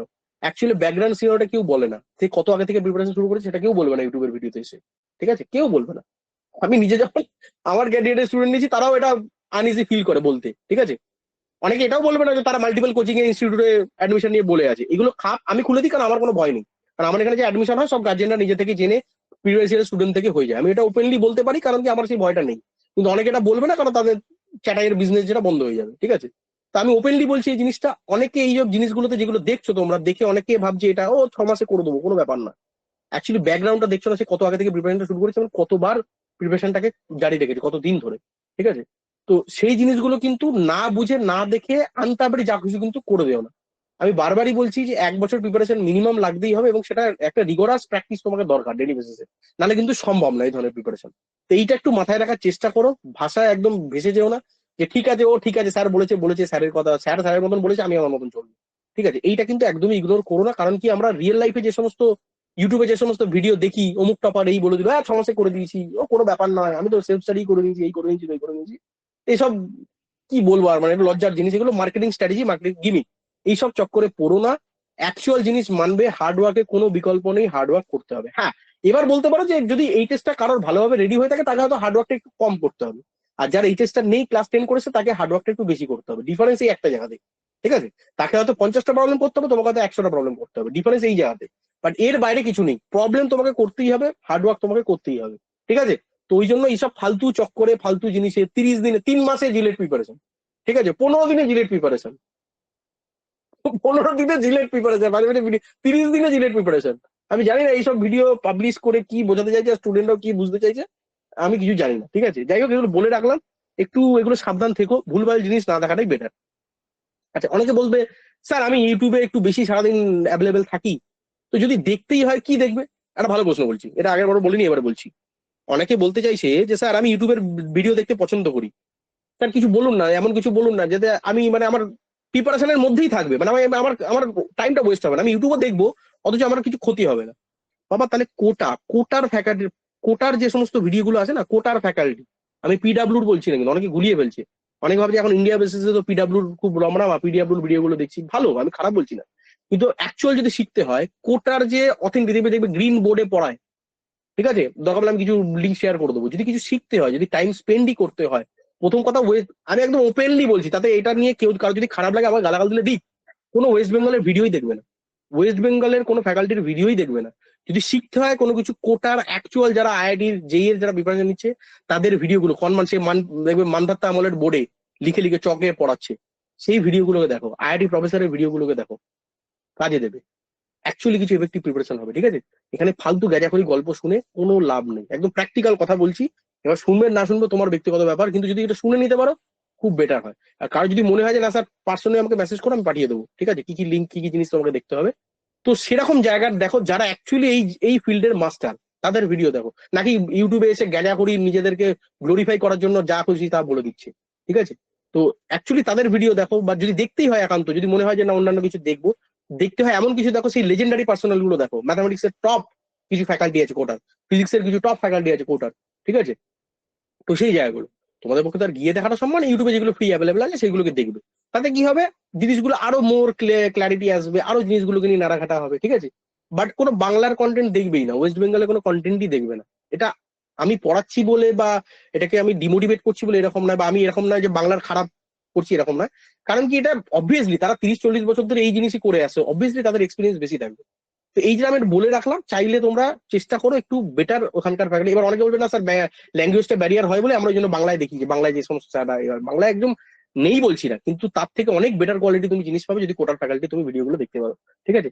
কারণ তারা এই করছে 30 বছর 40 বছর, একজন ফ্যাকাল্টির এক্সপিরিয়েন্স 30 বছর 40 বছর ধরে তারা এই করছে, শুধুমাত্র এই জিনিসই পড়াচ্ছে কম্পিটিটিভ এক্সামে। তাদের মানে এক্সপিরিয়েন্সের জায়গায় আমাদের এখানকার আমি লিখে দিতে পারি এখানকার জায়গার একদম জিনিস। আচ্ছা তুমি বলো নর্মাল লজিক তো, তাই তাই যদি হতো তাহলে এত ছেলে পিলেরা যারা আজকে আইআইটি যেহেতু টপ র্যাঙ্ক করছে তারা কেন কোটাতে গিয়ে পড়াশোনা করছে, কেন তারা ওয়েস্ট বেঙ্গল থেকে? এবার তুমি বলবে তারা তারা আপনি কি এর বলতে চাইছেন ওয়েস্ট বেঙ্গল থেকে কেউ র্যাঙ্ক করছে না? আমি সেটা নয়, আমি বলছি কোয়ালিটি এডুকেশন তোমাকে পেতে গেলে তোমার কিন্তু ওই সমস্ত জিনিসের ফ্যাকাল্টি গুলো দেখলে তোমার কি হবে, অনেক জিনিস মোর আরো বেশি কনসেপ্ট ক্লিয়ার হবে। তো আমার বক্তব্য এটাই, আমার কাউকে নিচু করা বা ওয়েস্ট বেঙ্গল খারাপ দেখানো না, আমার বক্তব্য এটাই যে ওখানের এক্সপিরিয়েন্স অনেক বেশি ফ্যাকাল্টিতে। তো তাদের ভিডিওগুলো তুমি যদি দেখো অনেক বেশি তুমি নলেজ ক্লিয়ার হবে। যদি দেখতেই হয়, যদি ফলো করতেই হয়, কোটার ভিডিওগুলোকে করো, নয়তো করার দরকারই নেই। নর্মাল বই খাতা নিয়ে বসো, কনভেনশনাল নিজে প্র্যাকটিস করো। বুঝতে পারলাম? আচ্ছা 1 সেকেন্ড ধরো, তো 1 সেকেন্ড ধরো। আচ্ছা তো এতক্ষণ অব্দি বললাম, তোমাদের কি কি ডাউট আছে একটু বলো, একটু ডাউটস নিয়ে নিই, তারপরে যাচ্ছি নেক্সট আলোচনা। স্যার একটু দুটো ডাউট নিয়ে কোশ্চেন নিই। ছিল। হ্যাঁ বলো বলো বলো বলো। স্যার বলছিলাম এই যে মানে আপনি যে কোশ্চেনগুলোর কথা বললেন সবার আগে হুম, ক্লাসে আপনি যা যা করাবেন, তারপর বুকের হ্যাঁ রেফারেন্স আর হ্যাঁ সমস্ত প্রিভিয়াস ইয়ারের পিওয়াইকিউ, হ্যাঁ এগুলোর হ্যাঁ জন্য কি কোনো আলাদা একটা খাতা করলে ভালো হয় যার মধ্যে শুধুই কোশ্চেন থাকবে আর অ্যান্সার হ্যাঁ থাকবে? হ্যাঁ হ্যাঁ বেটার বেটার, এটা আমি বলতে যাচ্ছিলাম, ভুলে গেলাম। মেন নোটস এর মধ্যে না, মেন নোটস এর মধ্যে শুধু থিওরি পার্টটাকে রাখার চেষ্টা করো। হলো? যেটা তোমার ভালো কথা বলছিলাম, যেটা দামি কথা বলছিলাম, এর মধ্যে শুধু থিওরি পার্টটাকে রাখার চেষ্টা করো, ঠিক আছে? আর একটা কম দামি একটা রাফ টাইপের একদম খুব সস্তার মধ্যে খাতা নিয়ে নাও, বেশি পেজের, যেখানের মধ্যে শুধু প্র্যাকটিস করবে, অনলি প্র্যাকটিস, যেখানের মধ্যে শুধু প্র্যাকটিস গুলো থাকবে, ঠিক আছে? একটা চ্যাপ্টারের হেডিং দিয়ে পরপর প্র্যাকটিস করতে থাকবে, ঠিক আছে? আচ্ছা প্র্যাকটিসের ক্ষেত্রে দু ধরনের প্র্যাকটিস করা যেতে পারে, এটা এবার টাইমের উপর ডিপেন্ড করছে, এটা শুরুতেই বললাম যে সবার টাইম সমান থাকবে না। তো এটার দু ধরনের জিনিস আছে, একটা হতে পারে কি যে তুমি খাতায় কোশ্চেন লিখছো, তার নিচে তার অ্যান্সার করছো, এটা একটা পলিসি। আরেকটা হতে পারে কি অনেকের কোশ্চেন লিখতে ভালো লাগে না, গায়ে জ্বর চলে আসে, তাদের জন্য কি করবে, এই যে আমি রেফারেন্স গুলো দিচ্ছি, যদি আশেপাশে সস্তায় প্রিন্ট আউটের দোকান থাকে তো সেখান থেকে প্রিন্ট আউট করে নাও, একটু ছোট করে ডবল সাইডে করে ল্যান্ডস্কেপে করে বোথ সাইডে প্রিন্ট করে ওটাকে প্রিন্ট নিয়ে নাও, শুধু দাগ নাম্বার দিয়ে 1 নম্বর 2 নম্বর দিয়ে খাতায় শুধু প্র্যাকটিস গুলো করো। তো পরে যখন রিভিশন করবে ওখানে কোশ্চেন দেখবে আর খাতায় অ্যান্সার গুলো দেখবে, দুটো ওয়ে রয়েছে, ঠিক আছে? বাট অবশ্যই কোশ্চেন লিখে অ্যান্সার বার করতে পারলে সেটা বেটার হয়, বাট এটা আমি সবসময় বলবো না, কারণ কি অনেকের ক্ষেত্রে টাইম থাকে না, পুরো কোশ্চেন লিখে অ্যান্সার লিখতে গেলে অনেক সময় লেগে যায়, বুঝতে পারছো তো? তো এই কারণে আমি বলছি, বুঝলে? হ্যাঁ স্যার। আচ্ছা বলো আর কি, এটা তো ক্লিয়ার করে দিলাম মোটামুটি জিনিসটা, হ্যাঁ, আর বলো। আচ্ছা আরেকটা কোশ্চেন আছে, আপনি হুম, যেটা বললেন ওই ম্যাক্স টু ম্যাক্স কোনো একটা চ্যাপ্টারে যদি 200টা কোশ্চেন করা যায় তাহলে ভালো হ্যাঁ হয়। তো হ্যাঁ এবার একটা চ্যাপ্টারের এই সবকিছু কমপ্লিট করার পর যখন নেক্সট চ্যাপ্টারে যাব, হুম। তখন তার প্রিভিয়াস চ্যাপ্টারে যে কোশ্চেনগুলো সলভ করে এসেছি তখন ওগুলো কি মানে কিভাবে রিভাইজ করব, তার কি স্ট্র্যাটেজি, মানে কি করে সারা বছর ওই চ্যাপ্টারটাকে আর কি ফ্লোতে ফ্লোতে নিয়ে যেতে পারবো? আচ্ছা আচ্ছা আচ্ছা বুঝতে পেরেছি, ভালো প্রশ্ন ভালো প্রশ্ন। হ্যাঁ দেখো, অ্যাকচুয়ালি তুমি যখন কোনো প্রবলেম, আমি ধরো একটা এক্সাম্পল দিয়ে বলছি, ধরো 50টা কোশ্চেন করছি, বেশি করো 50টা কোশ্চেন করতে, এবার 50টা কোশ্চেন যেটা বললাম দুভাবে করতে পারো। একটা হচ্ছে স্যার প্রথমে কোশ্চেন লিখলাম, তারপরে অ্যান্সার লিখলাম, এইভাবে করতে পারো। অথবা তুমি কোশ্চেন গুলোকে প্রিন্ট আউট করে নিয়েছো, দিয়ে ওখানে দাগ নাম্বার লিখে তার অ্যান্সার করে লিখছো, এরকম লিখছো তো? হলো? এইবার আমি বলেছিলাম একটা হাইলাইটার বা অন্য কালারের একটা পেন রেখে দেবে, ঠিক আছে? যখন এরকম করতে করতে করতে করতে যাবে দেখবে এর মধ্যে অনেক এই 50টা কোশ্চেনের মধ্যে অনেক কোশ্চেন থাকবে একদম গোদা গোদা জিনিস, মানে বুঝছো তো গোদা জিনিস? মানে ওই স্যার শিখিয়েছিল ভেক্টর অ্যাডিশন, এখানে ভেক্টর অ্যাডিশন হচ্ছে, ওই স্যার শিখিয়েছিল প্যারালেলোগ্রামের ইয়ে বার করা ওইটা, এগুলো গোদা জিনিস, এগুলোর মধ্যে মাথা খাটানোর কিছু নেই, শেখানোরও কিছু নেই। কেন? এগুলো অলরেডি কেউ যদি থিওরি ক্লাসটা করে থাকে সেই থিওরি ক্লাসের সাথে এগুলো 90% ম্যাচ করে যাচ্ছে। তো এইগুলো রিভিশনের কিছু নেই, মেন নোটস রিভিশন করলে এগুলো পেয়ে যাবে, এগুলো গোদা জিনিস, প্র্যাকটিস করতে হয় তাই করেছি। এর মধ্যে থেকে শেখার কিছু নেই, রিভিশন করার কিছু নেই। এইবার এর মধ্যে গিয়ে দেখা গেল 11 নম্বর প্রবলেমটা করতে গিয়ে খুব ডিফিকাল্ট একটা কনসেপ্ট চলে এসেছে, ডিফিকাল্ট কনসেপ্ট মানে বুঝতে খুব প্রবলেম হয়েছে, এবং নতুন একটা কিছু মেথড ওখানে দেখিয়েছে, স্যার দেখিয়েছে বা আমি শিখেছি বা খাতায় নোট করেছি বা কোনো রেফারেন্সে পেয়েছি, যাও একটা নতুন কিছু কনসেপ্ট করেছি, ওই জায়গাটাকে হাইলাইট করে থাকো। কেন? কেন এখন তুমি যখন পড়ছো এখনই তোমার একটা মনে থাকবে, আজ থেকে 3 মাস বাদে গিয়ে রিভিশন করতে গেলে তোমার আর মনে থাকবে না কোনটা কঠিন প্রবলেম ছিল, কোনটা সোজা প্রবলেম ছিল, কোনটা করতে গিয়ে আমার ঘাম ঝরে গেছে, কোনটা করতে গিয়ে মাথার চুল পড়ে গেছে, আর কোনটা ইজিলি করতে পেরেছি, কোনটা খাতা দেখে কমপ্লিট হয়েছে আর কোনটা স্যারকে রোগড়ে কমপ্লিট করাতে হয়েছে, সেটা তোমার এখনই মনে থাকবে প্র্যাকটিস করার সময়, পরে কিন্তু মনে থাকবে না। তো অ্যাকচুয়ালি পরে যখন রিভিশন করবো তখন তো এই 50টা প্রবলেম দেখাটা সম্ভব না বা 100টা প্রবলেম দেখাটা সম্ভব না, তখন শুধু ওই হাইলাইটেড জায়গাগুলো দেখে দেখে দেখে দেখে চলে যাবে। কথা বুঝলে কি বুঝলে না বাবা? কি বললাম বোঝা গেল জিনিসটা? এই যে 50টা প্রবলেম করলে 50টা প্রবলেম মধ্যে তুমি একদম গ্যারেন্টি লিখে রাখো তোমার 50টা প্রবলেমই মাথা চুল পড়বে না, একদম তুমি লিখে রাখো। কেন? ওর মধ্যে 90% জিনিস তোমার মেন নোট থেকেই হয়ে যাবে, মানে হয় লেখা থাকবে বা ওর অ্যাপ্লিকেশন হবে। কিন্তু এর মধ্যে কিছু প্রবলেম এমন থাকবে যেটাতে সত্যি রিয়েলি তোমার ঘাম ঝরেছে, মানে রিয়েলি তোমার মাথা মাথা খারাপ হয়ে গেছে, সেই জিনিসগুলোকে কোশ্চেনটা সলিউশন করে না সেটাকে হাইলাইট করে থাকবে, এরকম হাইলাইটার থাকে 20 টাকা দাম বলেছিলাম, এরকম ভাবে কোশ্চেনটাকে হাইলাইট করবে, কোশ্চেন আর অ্যান্সারটাকে। তাহলে পরে যখন আমি বলবো মক টেস্ট নেবো ভেক্টর চ্যাপ্টারের, তো তুমি তো থিওরি করা হয়ে গেছে, শর্ট নোটে রিভিশন করে গেছে, এবার তো কোশ্চেন গুলো তো রিভিশন করতে হবে যেটা এতদিন ধরে করেছো। তো তখন যখন করবে শুধু চোখ যখন বলাবে শুধু দেখবে ওই হাইলাইটের জায়গাগুলো দেখে বেরিয়ে চলে যাবে। কথা বুঝলে বাবা? তো এরকম যদি করো দেখবে হয়তো 200টার মধ্যে মাত্র 20টা প্রবলেম এরকম আছে যেটাতে সত্যিকারের মানে দিমাগ লাগাতে হচ্ছে অনেক, বুঝতে পারছো তো? মানে যেটা ডাইরেক্ট ভাবে হচ্ছে না, অনেক কিছু মগজ বাড়ি আছে ওর মধ্যে, অনেক কিছু কনসেপ্ট, মাল্টিপল কনসেপ্ট। শুধু সেই প্রবলেম গুলোকেই দেখে নেবে মক টেস্টের আগে। কথা বোঝাতে স্যার পারলাম? এইটা তো বুঝলাম, কিন্তু তাহলে হ্যাঁ, স্যার এই যে রিভাইসের যে কথাটা, এই রিভাইসটা কি স্যার মানে কতদিন অন্তর অন্তর করতে হবে নাকি প্রত্যেক দিন করতে হবে?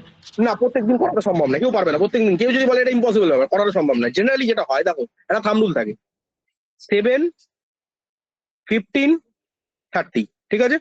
তো যেটা নিয়ম হচ্ছে প্রথম 7 ডেজে একটা মারা হালকা করে, তারপরে 15 ডেজে একবার চোখ বোলানো, তারপরে 30 ডেজে একজন চোখ বোলানো। এবার যদি কারোর ক্ষেত্রে টাইম খুব ইস্যু থাকে, মিনিমাম 15 ডেজ গ্যাপে এটা করতেই হবে, মিনিমাম। বাট যদি টাইম থাকে আমি বলবো 7 ডেজটা বেটার হয়, 7, 15, 30। যদি সেটা নাও হয় আজকের পরে মিনিমাম 15 ডেজে করো, তারপরে আবার পরের 15 ডেজে করো, এটা মিনিমাম করলে বেটার, ঠিক আছে? বাট এর থেকে আর কমিও না, একবারে আজকে পড়লাম আবার 1 মাস বাদে পড়বো, এটা করো না, তাহলে কিন্তু ভুলে যাবে কিছু, ঠিক আছে? 7 দিন হলে ভালো হয়, একান্ত না পারলে প্রতি 2 সপ্তাহ অন্তর অন্তর একবার করে চোখ বানানো ওই জায়গাগুলোতে। এটা মানে চোখ বানানো এরকম মানে পুরো 5 ঘন্টা ধরে বসে আছি ওরকম না, একবার খুলে নিয়ে পাতাগুলো জাস্ট একবার একবার ফটফট করে দেখে নেবা। যদি কোনো জায়গায় মনে হয় এটা মনে পড়ছে না, তাহলে সেই জায়গাটাকে দেখানো। আরে রিভিশন করার একটা কথা বলি, রিভিশন যখন তুললে রিভিশনের একটা কথা বলি। রিভিশন মানে অনেকে ভাবে যে পুরো আবার 3 ঘন্টার জিনিসই ভিডিও দেখা, আবার 3 ঘন্টার জিনিসই নোট করা, ওরকম না। তাহলে কিন্তু জীবনে কিন্তু বাবা পড়াশোনা হবে না। রিভিশন মানে হচ্ছে একবার করে পাতাগুলো উল্টাবো আর ব্রেনে ভাবার চেষ্টা করবো এইগুলোকে সব মনে আছে কি নেই। কোনো জায়গায় যদি মনে হয় যে এইটা মনে পড়ছে না, একদমই মনে পড়ছে না, তখন সেটার জন্য নোট দেখবো। নোট থেকে যদি বুঝতে না পারি তখন ভিডিওতে যাবো। ভালো করে শুনে নাও, যখন রিভিশন করব আগে ওভারঅল দেখবো। ওভারঅল দেখতে গিয়ে যে জায়গাটা দেখবো মনে পড়ছে না, সেটার জন্য আগে দেখবো শর্ট নোট বা মেন নোটস। যদি মেন নোটস বা শর্ট নোট দেখেও মাথায় আসছে না, তখন সেখানকার ভিডিওটা খুলে চালিয়ে দেখে নেবো। বুঝতে পারলাম? নাকি মনে পড়ছে না বলে ডাইরেক্ট চলে গেলাম ভিডিও দেখতে, করবে না, সময় নষ্ট হয়ে যাবে। এই বুঝলে? আর বলো, হ্যাঁ স্যার। আর বলো বাকিটা। কারোর কোনো ডাউট, কোনো রকমের কিছু প্রবলেম, কোনো ইস্যু, বাকিটা বলতে পারো। Any doubt? জিলেটের ফর্ম ফিল আপ, আচ্ছা আদার্স এক্সাম সম্পর্কে কিছু বলবো? আদার্স এক্সাম জানতে চাও? কেউ ইন্টারেস্টেড আছো? নাহলে বলবো না, স্কিপ করে যাবো টপিকটা। হ্যাঁ স্যার বলুন। আচ্ছা, যারা ক্লাস 10th আছে তাদের বাবা only option JELET, second option Aliah মানে যেটা এইউএটি, আর থার্ড অপশন এটা আমি দেখে তারপরে বলবো, এখনই কনফার্ম বলতে পারছি না। আমি গত বছর না তার আগের বছর একবার দেখলাম, ওখানে লেখা ছিল যে ক্লাস 10th প্লাস ডিপ্লোমারা জিমেলের জন্য এলিজেবল। এটা আমাকে দেখতে হবে, কারণ আমার একটা বিহারের স্টুডেন্ট ছিল, এটা 2022 সালের কথা বলছি। জিলেট দিল, জিলেটে ভালো র্যাঙ্ক করলো, হঠাৎ করে বললো স্যার ভর্তি হবো না। কি ব্যাপার? তারপরে শুনলাম ও একটা আইআইটি না এনআইটি তে একটা অ্যাডমিশন নিয়ে নিয়েছে। তারপরে আমি যখন জানতে পারলাম ও সাইমালটেনিয়াসলি যেই মেনটাও দিয়েছিল, বাট এটা আমি আবার বলছি এটা কনফার্ম নয়, আমাকে একটু একটু রিসার্চ করতে হবে, ওটা দেখে আমি বলবো ফাইনাল, ঠিক আছে? যে ওটা এখনো ওটা এলিজিবল হবে কিনা, তোমাদের বাচ্চার জন্য হবে কিনা। তো যদি হয় ওটা আমি জানিয়ে দেবো, আমাকে পিং করে পার্সোনালি যে স্যার একটু দেখে বলবেন হবে কিনা। তো যদি এটা হয়ে যায় তাহলে ক্লাস 10 করে যারা ডিপ্লোমা করেছে তাদের কাছে মেজরলি এই 3টে অপশন, ঠিক আছে? নাম্বার 1 জিলেট, অবশ্যই এটা মেন, সেকেন্ডারি এইউএটি, এন্ড থার্ড যদি এটা অ্যাপ্লিকেবল হয় তাহলে যেই মেনটা। আচ্ছা কেন আমি দিতে এটা মোটিভেট করছি? তুমি তো পড়তেছো আমার কাছে পয়সা দিয়ে পড়তেছো জিলেটের জন্য, কেন তাহলে আমি এই জিনিসগুলো বলছি? এটা আমার বলার, এটা কি আমার কি এখানে কোনো প্রফিট আছে? না। আমি এটা বলতে চাইছি একটাই কারণে, কারণ কি আমাদের জিলেটের সব থেকে ভালো অপশন যাদবপুর, তাই তো? আমাদের এখানে সব থেকে ভালো অপশন যাদবপুর। আমি নিজে যাদবপুরের একজন স্টুডেন্ট হয়ে আমি তোমায় বলছি, তুমি যদি গ্লোবালি দেখতে যাও যাদবপুরের থেকেও কিন্তু অনেক বেটার অপশন আছে। আমি কাউকে ছোট করছি না, কাউকে বড় করছি না, কারো কম্পারিজন করছি না। আমি জাস্ট তোমাকে একটা ইনফরমেশন দিচ্ছি, সেটাকে বোঝার চেষ্টা করো, ঠিক আছে? এরকম ভাবে অনেকে বলতে পারে স্যার আপনি নিজে পাস আউট হয়ে আমি এরকম কি করছেন, কলেজের নামে বদনাম করছেন। আমি একদমও বলিনি, সেটা বলছি। আমি বলছি যে আমাদের কাছে ম্যাক্সিমাম টু অপশন, ভালো অপশন কি আছে এখানে? ম্যাক্সিমাম টু ম্যাক্সিমাম ওয়েস্ট বেঙ্গলের best to best college Jadavpur university. What about next? তারপরে কি? তারপরেও তো একটা লেভেল আছে, তারপরেও তো একটা লেভেল আছে, তারপরেও তো একটা লেভেল আছে, ঠিক আছে? তো আমি সেইটার হিসেবে বলতে চাইছি, যদি যেই মেনটা এলিজিবল হয় বা যেই মেনটা যদি দিতে পারো এবং যদি সেখানে একটা ভালো র্যাঙ্ক আনতে পারো, তাহলে কিন্তু তোমার অপশন গুলো আরো বেটার আসবে, আরো বেটার অপশন কিন্তু তোমরা পাবে। এটা একটা অপশন। সেকেন্ড আরেকটা অপশন হচ্ছে, কোনো কারণে যদি আমার এক্সাম দিনটা বাজে চলে গেল, কোনো কারণে র্যাঙ্কটা একটু পিছিয়ে চলে গেল, বা আমি যে স্ট্রিমটা চাইছি সেই স্ট্রিমটা কোনোভাবে আমার প্রবলেম হয়ে গেল, প্রিপারেশন না, হয়তো প্রিপারেশন ঠিক আছে, তার সত্ত্বেও হয়তো আমার পার্টিকুলার আমি স্ট্রিমটা চাইছিলাম সেই স্ট্রিমটা হলো না। তো সেক্ষেত্রে একটা ব্যাকআপ বা সেকেন্ডারি প্ল্যান হিসাবে ওই একই প্রিপারেশনে আমার কি কি অপশন আছে সেটা কি আমি জানাটা ভালো না? অবশ্যই জেনে রাখাটা ভালো। তো যারা ক্লাস 10 করে, আমি আগে ক্লাস 10টা বলি তারপরে ক্লাস 12টা বলছি, যারা ক্লাস 10 করে আছো তাদের কিন্তু মেজর অপশন হচ্ছে জিলেট, এইউএটি, আর যদি এটা এলিজিবল করে আমাকে একটু পিং করবে, আমি দেখে পরে বলবো নোটিফিকেশনটা, যদি এটা এলিজিবল করে তাহলে জেই মেন। এটা হলো মেজর অপশন। এবার আরেকটা যেটা কেউ জানে না, গোটা ওয়েস্ট বেঙ্গলে কোনো ইউটিউব চ্যানেলে খুঁজে পাবে না। কেন আমি এটা বলতে পারছি, কারণ আমি একসময় এটা পড়াতাম আউট অফ স্টেটের স্টুডেন্টকে, তাহলে আমি আমার নলেজটা আছে বলে আমি বলছি। কিন্তু তুমি কোনো ওয়েস্ট বেঙ্গলে কোনো ইউটিউব চ্যানেলে এটা তোমাকে কেউ বলবে না। তোমরা জানো জিলেটের ইকুইভ্যালেন্ট এক্সাম প্রতিটা স্টেটে হয়? কারোর কাছে জানা আছে? প্রতিটা স্টেটের, বিহারের আলাদা করে জিলেট আছে, মানে তার নামটা জিলেট নয়, তার নামটা অন্য, বাট বিহারের আলাদা করে এরকম জিলেট হয়, রাজস্থানের আলাদা করে জিলেট হয়, হরিয়ানার আলাদা করে জিলেট হয়, দিল্লির আলাদা করে জিলেট হয়। ইউটিউবের কোনো চ্যানেল, আমি ওপেন চ্যালেঞ্জ করছি, ইউটিউবে যদি বাংলার মধ্যে কেউ বলতে পারে এটা নলেজ আছে, আমি পড়ানো ছেড়ে দেবো সেদিন থেকে। আমি কেন বলতে পারছি, কেন আমি 2019 সালে পড়াতাম, তামিলনাড়ুর আমি জিলেটের পড়িয়েছি, সেই সময় আমার তামিলনাড়ুর স্টুডেন্ট ছিল, ইংলিশে পড়াতাম, হিন্দিতে পড়াতাম। তো আমি বলতে পারছি একটা কারণ এইটা। এবার এটা আমি কেন রেকমেন্ড করি না আমি বলে রাখি, কারণ আমি এর আগে দিল্লি স্টুডেন্টও পড়িয়েছি, বিহারের স্টুডেন্টও পড়িয়েছি, তামিলনাড়ুর স্টুডেন্টও পড়িয়েছি। প্রবলেম যেটা হয়ে যায়, ওখানকার সিলেবাসটা বজগড় সিলেবাস, ওখানে ইংলিশ, জিকে, জেনারেল নলেজ, হ্যাড্ডা ব্যাড্ডা দিয়ে সিলেবাসটাকে পুরো জগাগুজি করে রেখে দেয়, ঠিক আছে? বাট এটা নিয়ে কারোর সেরকম নলেজ নেই, আমাদের ওয়েস্ট বেঙ্গলের মধ্যে কেউ এটা নিয়ে ভিডিও বানায় না, কেউ বলেও না। বাট যদি তোমাদের মধ্যে কেউ ইন্টারেস্ট দেখাও, যেহেতু আমি ওখানে পড়িয়ে এসছি বা ছেলেপিলেদের গাইড করে এসছি, তো এখন হয়তো মনে নেই, অনেক বছর হয়ে গেছে, বাট আমাকে একটু ঘাটাঘাটি করতে হবে। তো আমি চাইলে তোমাদেরকে এই অপশন গুলো দিতে পারি, বাট সেটা অবশ্যই আগে বাড়িতে গার্জেনদের সাথে কথা বলবে। আমার সাথে কথা বলার কিছু নেই, আগে গার্জেনদের সাথে কথা বলো, কথা বলে তারা যদি এগ্রি করেন যে হ্যাঁ তোকে বাইরে পাঠাবো, বা বাইরে তুই যাবি, গিয়ে এক্সামটা দিবি, বা বাইরে চান্স পেলে তুই পড়বি, যদি এইগুলো এগ্রি করেন বাড়ির গার্জেনরা, তাহলে আমাকে পার্সোনালি বলো, আমি পার্সোনালি তোমাদেরকে কয়েকটা স্টেটের এক্সামের পুরো ডিটেল গাইডলাইন বলে দেবো, তাদের সিলেবাস বলে দেবো, আর কিভাবে কি অ্যাপ্লাই করতে হয় না করতে হয়, কি কি প্রসিডিউর, আমি সবকিছু গাইড করে দেবো, ঠিক আছে? সেখানে ওই একই জিনিস, ক্লাস কিছু কিছু ইউনিভার্সিটি হয় ক্লাস 10 প্লাস ডিপ্লোমাকে অ্যালাউ করে, আবার কিছু কিছু ইউনিভার্সিটি কি করে ক্লাস 12 প্লাস ডিপ্লোমাকে অ্যালাউ করে, সেটাও আছে। বাট মোস্ট অফ দ্য স্টেটে কি হয়, মোটামুটি ডিপ্লোমা থাকলেই হয়ে যায়, ঠিক আছে? তো সেগুলোও আছে, সেগুলো যদি কেউ দিতে চাও তাহলে আমি সেটা গাইড করতে পারি, ঠিক আছে? আচ্ছা, এর বাইরে আরেকটা জিনিস আছে, বাট সেটা আমি এই মুহূর্তে তোমাকে বলতে পারছি না, আমাকে একটু স্টাডি করতে হবে। দেখো, সবকিছু মনে রাখাটা সম্ভব না, আমি নিজে হুম হয়ে গেছি সব জানি এটা কখনোই বলবো না। তো আমাকে একটু স্টাডি করতে হবে, দেখে বলবো। আরেকটা সেন্ট্রালের আরেকটা সেন্ট্রালের এক্সাম হয় রিলেটেড ইকুইভ্যালেন্ট, যেটা তুমি বিটেকে অ্যাডমিশন নিতে পারো, সেন্ট্রাল ইউনিভার্সিটি গুলোতে নিতে পারো, ঠিক আছে? তো সেটা আমাকে একটু দেখতে হবে, বুঝলে? আমি এই মুহূর্তে ওটা আমি বলতে পারছি না। কিন্তু সেন্ট্রালে আরেকটা এক্সাম কন্ডাক্ট হয়, আমি এর আগে একবার রিসার্চ করেছিলাম, আমি জেনেও ছিলাম। তো আমি একবার দেখে ওটা বলবো। তো এটা সবার জন্য নয়, আবারও বলছি, যদি কেউ তোমাদের মধ্যে চাও যে বাইরের ইউনিভার্সিটি গুলোতে এক্সাম দেবো এবং চান্স পেলে সেখানে বাইরে গিয়ে পড়তে রাজি আছি, গার্জিয়ানরা যদি এগ্রি করে তাহলে আমাকে বলো, তাহলে তাদের জন্য আমি একটা ডেডিকেটেড সেশন আলাদা করে নেবো এবং সেখানে সমস্ত গাইডলাইন বলে রাখবো, ঠিক আছে? এটা যদি বাদ দাও তাহলে অপশন আমাদের কাছে ক্লাস 10 এর পরে এই তিনটেই রয়েছে, ক্লাস 10 প্লাস ডিপ্লোমার জন্য এটাই রয়েছে, মানে 10th প্লাস ডিপ্লোমা, এটা যদি বাইরের গুলো আমি মানে এক্সক্লুড করে দিই, হলো। আর এবার আসি 12 প্লাস, মানে 12 সায়েন্স স্পেসিফিক্যালি। আচ্ছা, এটা ক্লাস 10 প্লাস ডিপ্লোমা বললাম, বা 12 আর্টস বা কমার্স প্লাস ডিপ্লোমা যারা আছে তাদের জন্য বললাম। আর যারা 12 সায়েন্স প্লাস ডিপ্লোমা আছে তাদের জন্য অপশন আরেকটা বেড়ে যাবে, এইগুলো তো দিতে পারবেই, তার সাথে ডাব্লিউবিজেই এটা দিতে পারবে, ঠিক আছে? তো তাদের কাছে এক্সট্রা অপশন এটা আছে, এই অপশনগুলো অবশ্যই দেবে, মানে ডাব্লিউবিজেটাও ফিল আপ করবে, জেইমেনটাও ফিল আপ করবে, এইউটিও ফিল আপ করবে, চিলেটও ফিল আপ করবে। কিন্তু আমি একবার বলছিলাম সবকিছুতে মাথা দিতে কিন্তু একবার বলিনি।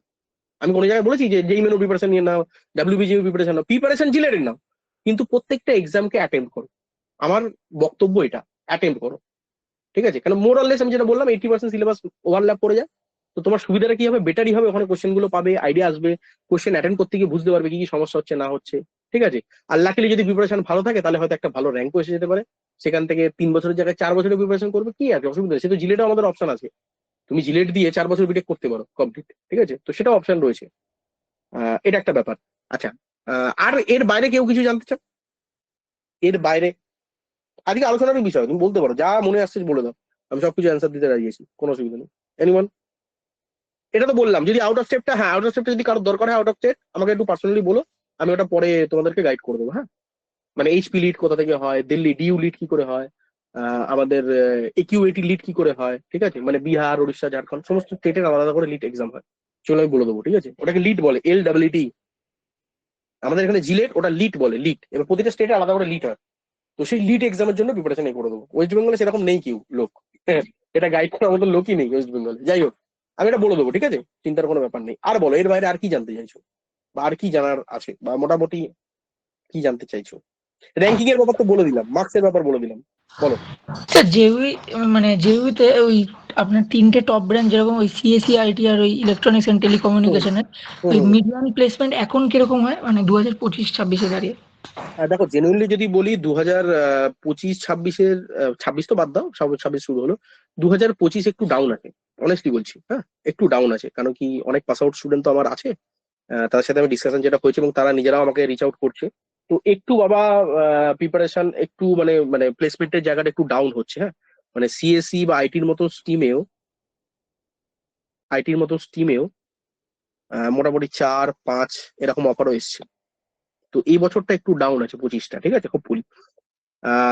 তো এই বছরের সিনারিওটা তুমি জিজ্ঞেস করো না, কারণ এই বছর ধরলে ডিমোটিভেট হয়ে যাবে। তো এই বছর একটু মার্কেটটা খারাপ আছে বলে এই যে প্যাকেজটা এতটা কম আসছে। আদার দ্যান দ্যাট তুমি যদি বলো, যদি কোরের মধ্যে স্ট্রিম যদি বলো, ঠিক আছে, তো সিভিল যারা যারা আছো, সিভিলের যারা ব্যাকগ্রাউন্ড আছো, যাদবপুরের ওপরে কোনো ভালো কলেজ নেই, সো যাদবপুর থেকে সিভিলে মোটামুটি একটা ভালো প্যাকেজ পাবে, 5-6 পেতে পারো অ্যাভারেজে, 8-10 অব্দিও চলে যায়, ঠিক আছে, কোরের মধ্যে এটা বলতে পারো। মেকানিক্যাল খুব ভালো স্ট্রিম অপশন আছে, মেকানিক্যাল খুব ভালো আছে। মেকানিক্যালের ল্যাব হচ্ছে এশিয়ার মধ্যে নাম্বার 1 ল্যাব, হচ্ছে আমাদের পুরো এশিয়ার মধ্যে নাম্বার 1 ল্যাব, ঠিক আছে, মেকানিক্যালে। তো মেকানিক্যাল একটা ভালো অপশন, কারণ মেকানিক্যালের সুবিধাটা কি বলতো, মেকানিক্যালে ডাইরেক্ট পিএসইউ আছে। আমার আছে 2021-এর পাস আউট ক্যান্ডিডেট আছে, যারা যাদবপুর থেকে পাস করে পিএসইউ তে পেয়ে গেছে ডাইরেক্ট, মানে পুরো অন ক্যাম্পাস বলছি। তো পিএসইউ আসে, ঠিক আছে, অনেক সময় বিপিসিএল আসে, ঠিক আছে, রেলওয়ের পিএসইউ গুলো আসে, ডাইরেক্ট যাদবপুরে বলছি আসে, ঠিক আছে, একটা গভর্নমেন্ট অর্গানাইজেশন ডাইরেক্ট আসে যাদবপুরে, আইডি গুলো তো যায়। তো এটা ডিপেন্ড করছে, এটা প্রত্যেক বছর আসে আমি এরকম বলবো না, কখনোই এটা ডিমান্ড করবো না, বাট আসে, কিছু কিছু ক্ষেত্রে আসে, তো সেক্ষেত্রে অপশনটা বেটার। তো মোটামুটি সিএসসি, আমি কয়েকটা স্ট্রিম বলে দিচ্ছি, সিএসসি, আইটি, ডাবলই, ইসি, এগুলো মেন। এর বাদে মেকানিক্যাল, সিভিল, পাওয়ার, কেমিক্যাল, এটা ফার্স্ট চয়েস রাখা উচিত, সেকেন্ড চয়েস এটা রাখা উচিত, ঠিক আছে, তারপরে অল আদার্স। বুঝতে পারলাম, একটা টেন্টেটিভ আইডিয়া মাথায় রাখো, যে সিএসসি, আইটি, ডাব্লিউইসি, আর ওদিকে রইলো মেকানিক্যাল, সিভিল, পাওয়ার, কেমিক্যাল, ঠিক আছে, মেটালার্জি, এইগুলো মোটামুটি রাখলাম সেকেন্ডারিতে। এবার বাকি অপশনাল যেগুলো পড়ে রইলো, আরবিটারি যেগুলো স্ট্রিম গুলো পড়ে রইলো, সেগুলোকে এবার তুমি থার্ড অপশনে রেখে দিতে পারো। এইভাবে মোটামুটি আমরা সাজাই মোটামুটি। তা ফার্স্ট অপশনে যেগুলো আমি রেখেছি মোটামুটি, এগুলোর প্যাকেজ ভালো হয়, যদি এরকম ইয়ারটা না যায়, 2025-এর মতন যদি খারাপ ইয়ার না আসে, মোটামুটি প্যাকেজ ভালোই পাবে, খারাপ কিছু নেই, এবং প্রিপারেশনটা যদি ভালোভাবে থাকে, একটা ভালো চাকরি পেয়ে যাবে, ভালো চাকরি নিয়ে বেরোবে। আর সিভিল মেকানিক্যাল জন্য এমনি বাজার বাজার ডাউন, এমনিতেই অন্য কলেজে দিতে পারে না প্লেসমেন্ট, বাট সেই তুলনায় যাদবপুরের অপশনটা অনেকটাই বেটার। যেমন সিভিলে তোমরা জানো যে 3.5-4-এর উপরে প্যাকেজ হয় না কোনো ভালো ইউনিভার্সিটি বা ভালো কলেজে। আইআইটির মতন জায়গা থেকে লোকে 4 লাখ 4.5 লাখের উপর প্যাকেজ পাচ্ছে না সিভিলে, ঠিক আছে, তার মধ্যে 40% লোক আনপ্লেসড। আমি এবছরের কথা বলছি, আমাকে লিঙ্কডিনে প্রচুর রিচ আউট করেন, বললাম শুরুতে, যেহেতু বড় একটা এমএনসি তে কাজ করি বলে অনেক লোকে দেখে, অনেক কিছু দেখে রেফারেন্সের জন্য মেল করে। তো এবছরের আইআইটির অবস্থা খুব খারাপ, 2024-25-এর অবস্থা খুবই খারাপ। তো 40% আনপ্লেসড, তো এবছর মার্কেটেই ডাউন অবস্থা। তো সেই ক্ষেত্রে বলতে পারো সিভিলটা অনেক বেটার, যাদবপুরে সিভিলটা অনেকটাই বেটার, ঠিক আছে, অনেক মাদার ট্রেড এবং অনেক পুরনো ট্রেড, সেই তুলনায় অনেকটা বেটার। সিমিলারলি মেকানিক্যাল, পাওয়ার, এইগুলোতে একটু প্যাকেজ কম হবে, কারণ এটা মার্কেটেরই ডাউন আছে, প্যাকেজ কম আছে। বাট তুমি যদি ভালো প্রিপারেশন করো এবং ভালোভাবে যদি রেডি থাকো, তোমার জন্য এটা মানে প্যাকেজটা কোনো ব্যাপার না, বা জব পাওয়াটা কোনো কিছু প্রবলেমের ব্যাপার না, ঠিক আছে। তো ওভারঅল এই যে স্ট্রিম গুলো বললাম, এইগুলোর মধ্যে যদি থাকতে পারো, বাকি টেনশন কিছু করার নেই, ঠিক আছে, মানে টেনশন নেওয়ার মতো কোনো জায়গা নেই, এটুকু আমি বলে দিতে পারি গ্যারান্টি সহকারে। আচ্ছা, আর বলো। স্যার বলছি, এরকম না একবার শুনেছিলাম যে যারা হুম। ক্লাস 10 দিয়ে ডিপ্লোমা করে যাদবপুরে ঢোকে তাদের নাকি প্লেসমেন্ট পেতে প্রবলেম হয়, এরকম কি কোনো ব্যাপার আছে? হ্যাঁ, ব্যাপার একটা আছে, বলে দিচ্ছি, সেটা আমি বলে দিচ্ছি। প্লেসমেন্টের ব্যাপারটা কি হয়, দেখো মেন ব্যাপার হচ্ছে টেকনিক্যাল রাউন্ড ক্লিয়ার করে দেবে, এটা আমি অনেকগুলো স্টুডেন্টের সাথে কথা বলে যেটা বুঝতে পেরেছি। প্রবলেম হয় মানে এরকম ভেবো না যে প্রবলেম হয় মানে তোমাকে বসতে দিচ্ছে না, বা তুমি চাকরির জন্য এলিজিবল হচ্ছ না, ব্যাপারটা ওই রকম না। প্রবলেমটা কি হয়, মানে আমি যতগুলো দেখেছি স্টুডেন্টকে, প্রবলেমটা কি হয়, তারা টেকনিক্যাল রাউন্ডটা ক্লিয়ার করে দিল, টিআর কমপ্লিট হয়ে গেল, ঠিক আছে, বাকি জিডি ফিডি জিডি এইসব হয়ে গেল, পিআইটিআই কমপ্লিট হয়ে গেল।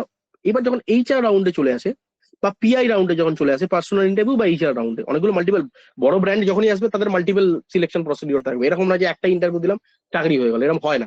জেনারেলি তার 2 বা 3টে প্রসিডিওর থাকবে। প্রথমে অ্যাপটি হবে, তারপরে তোমার টেকনিক্যাল সাবজেক্ট হবে, তারপরে জিডি হবে, কোনো জায়গায় পিআই হবে, বা হয়তো কোনো কোনো জায়গায় ডাইরেক্ট অ্যাপটি নিয়ে ডাইরেক্ট জিডি পিআই হয়ে যাবে, বা কোনো কোনো জায়গায় ডাইরেক্ট নিয়ে পিআই হয়ে যাবে। তো এরকম করার পর লাস্ট স্টেজে একটা প্রশ্ন খুব আসে স্টুডেন্টদের কাছে, যে তুমি ডিপ্লোমা করেছো অমুক স্ট্রিমে, তারপরে তুমি বিটেক করছো অমুক স্ট্রিমে, এই স্ট্রিম থেকে এই স্ট্রিমে কেন সুইচ করেছো? সেটার প্রপার অ্যান্সারটা, মানে সঠিক অ্যান্সারটা তোমার দেওয়া চাই, এবং সেটা যেন তোমার ক্যারিয়ার অবজেক্টিভের সাথে অ্যালাইন করে। 90% স্টুডেন্ট ফেল হয়ে যায় এই জায়গাটাতে। এই কারণে এই যে যেটা শুনে এসছো সেটা ঠিকই শুনেছো, কিন্তু আরো ডিটেলে গিয়ে শুনুনি ব্যাপারটা কি। ব্যাপারটা হচ্ছে এটাই, যে তারা এই জায়গায় প্রিপারেশনটাকে ধরিয়ে দিচ্ছে জায়গাটাতে, বুঝতে পেরেছো তো? এখন ধরে নাও, একটা এক্সাম্পল দিই বলছি, আমারই একটা স্টুডেন্ট আছে, আমি নাম নিচ্ছি না, 2021-এর ব্যাচ, সিভিল নিয়ে পড়েছিল ডিপ্লোমা, ভালো করে শুনবে, ব্যাপারটা শুনো, সিভিল নিয়ে পড়েছিল ডিপ্লোমা, র্যাঙ্ক করেছিল 21, স্ট্রিম পেয়েছে সিএসি, হলো, তাহলে ডিপ্লোমা ছিল সিভিল, বিটেক করেছে সিএসি, সিভিল থেকে সিএসি, ঠিক আছে। এবার যখন এইচআর রাউন্ডে তখন জিজ্ঞেস করছে কেন সিভিল থেকে সিএসি, তুমি যদি প্রপার অ্যান্সার না দিতে পারো, যদি তুমি বোঝাতে না পারো কেন এসছো, তো তুমি যতই কলেজের টপারও হয়ে যাও, তোমার চাকরি হবে না। কথাটা বুঝতে পারছো আমার জায়গাটা কোন জায়গায় আমি বলতে চাইছি? তো প্রবলেমটা এলিজিবিলিটি না, প্রবলেমটা হচ্ছে তাদের ওভারঅল প্রিপারেশনের জার্নিটাই গন্ডগোল আছে, গোড়ায় গলদ। মানে তারা নিজেদের গ্রুমিং বলো বা তার নিজেদের অ্যান্সার গুলোকে সেইভাবে স্ট্রাকচার করতে পারেনি। এবার ভুলভাল অ্যান্সার দিলে কি হবে, জায়গাটা ভুলভাল অ্যান্সার দিলে উত্তরটা কি হবে, জায়গাটা তো ওরকমই হবে। তো মেন প্রবলেমটা কি হয় বলতো, তারা হয়তো বাকি জিনিসটা হয়তো ডেভেলপ করে ফেলেছে, কিন্তু তারা ইন্টারভিউ এর জন্য অ্যাকচুয়াল, তো এটার জন্য আমি বলবো, দেখো আমিও হয়তো অতটা এক্সপার্ট লোক নয় এটার অ্যান্সার দেবাটা, কারণ আমি নিজে সিভিল নিয়েই পড়েছি, সিভিল নিয়ে কন্টিনিউ করেছি। তো আমি সিভিলের পার্সপেক্টিভে বলতে পারবো, মানে তুমি সিভিল নিয়ে পড়েছো, সিভিলে হবে তার ইন্টারভিউ কি প্রিপারেশন সেটা বলতে পারবো। তো এটার জন্য বেস্ট যেটা হবে, এটা আমিও হয়তো অত ভালো বলতে পারবো না, এটার জন্য বেস্ট যেটা হবে, তোমাকে দেখতে হবে যে এরকম ট্রানজিশন আর কে কে করেছে।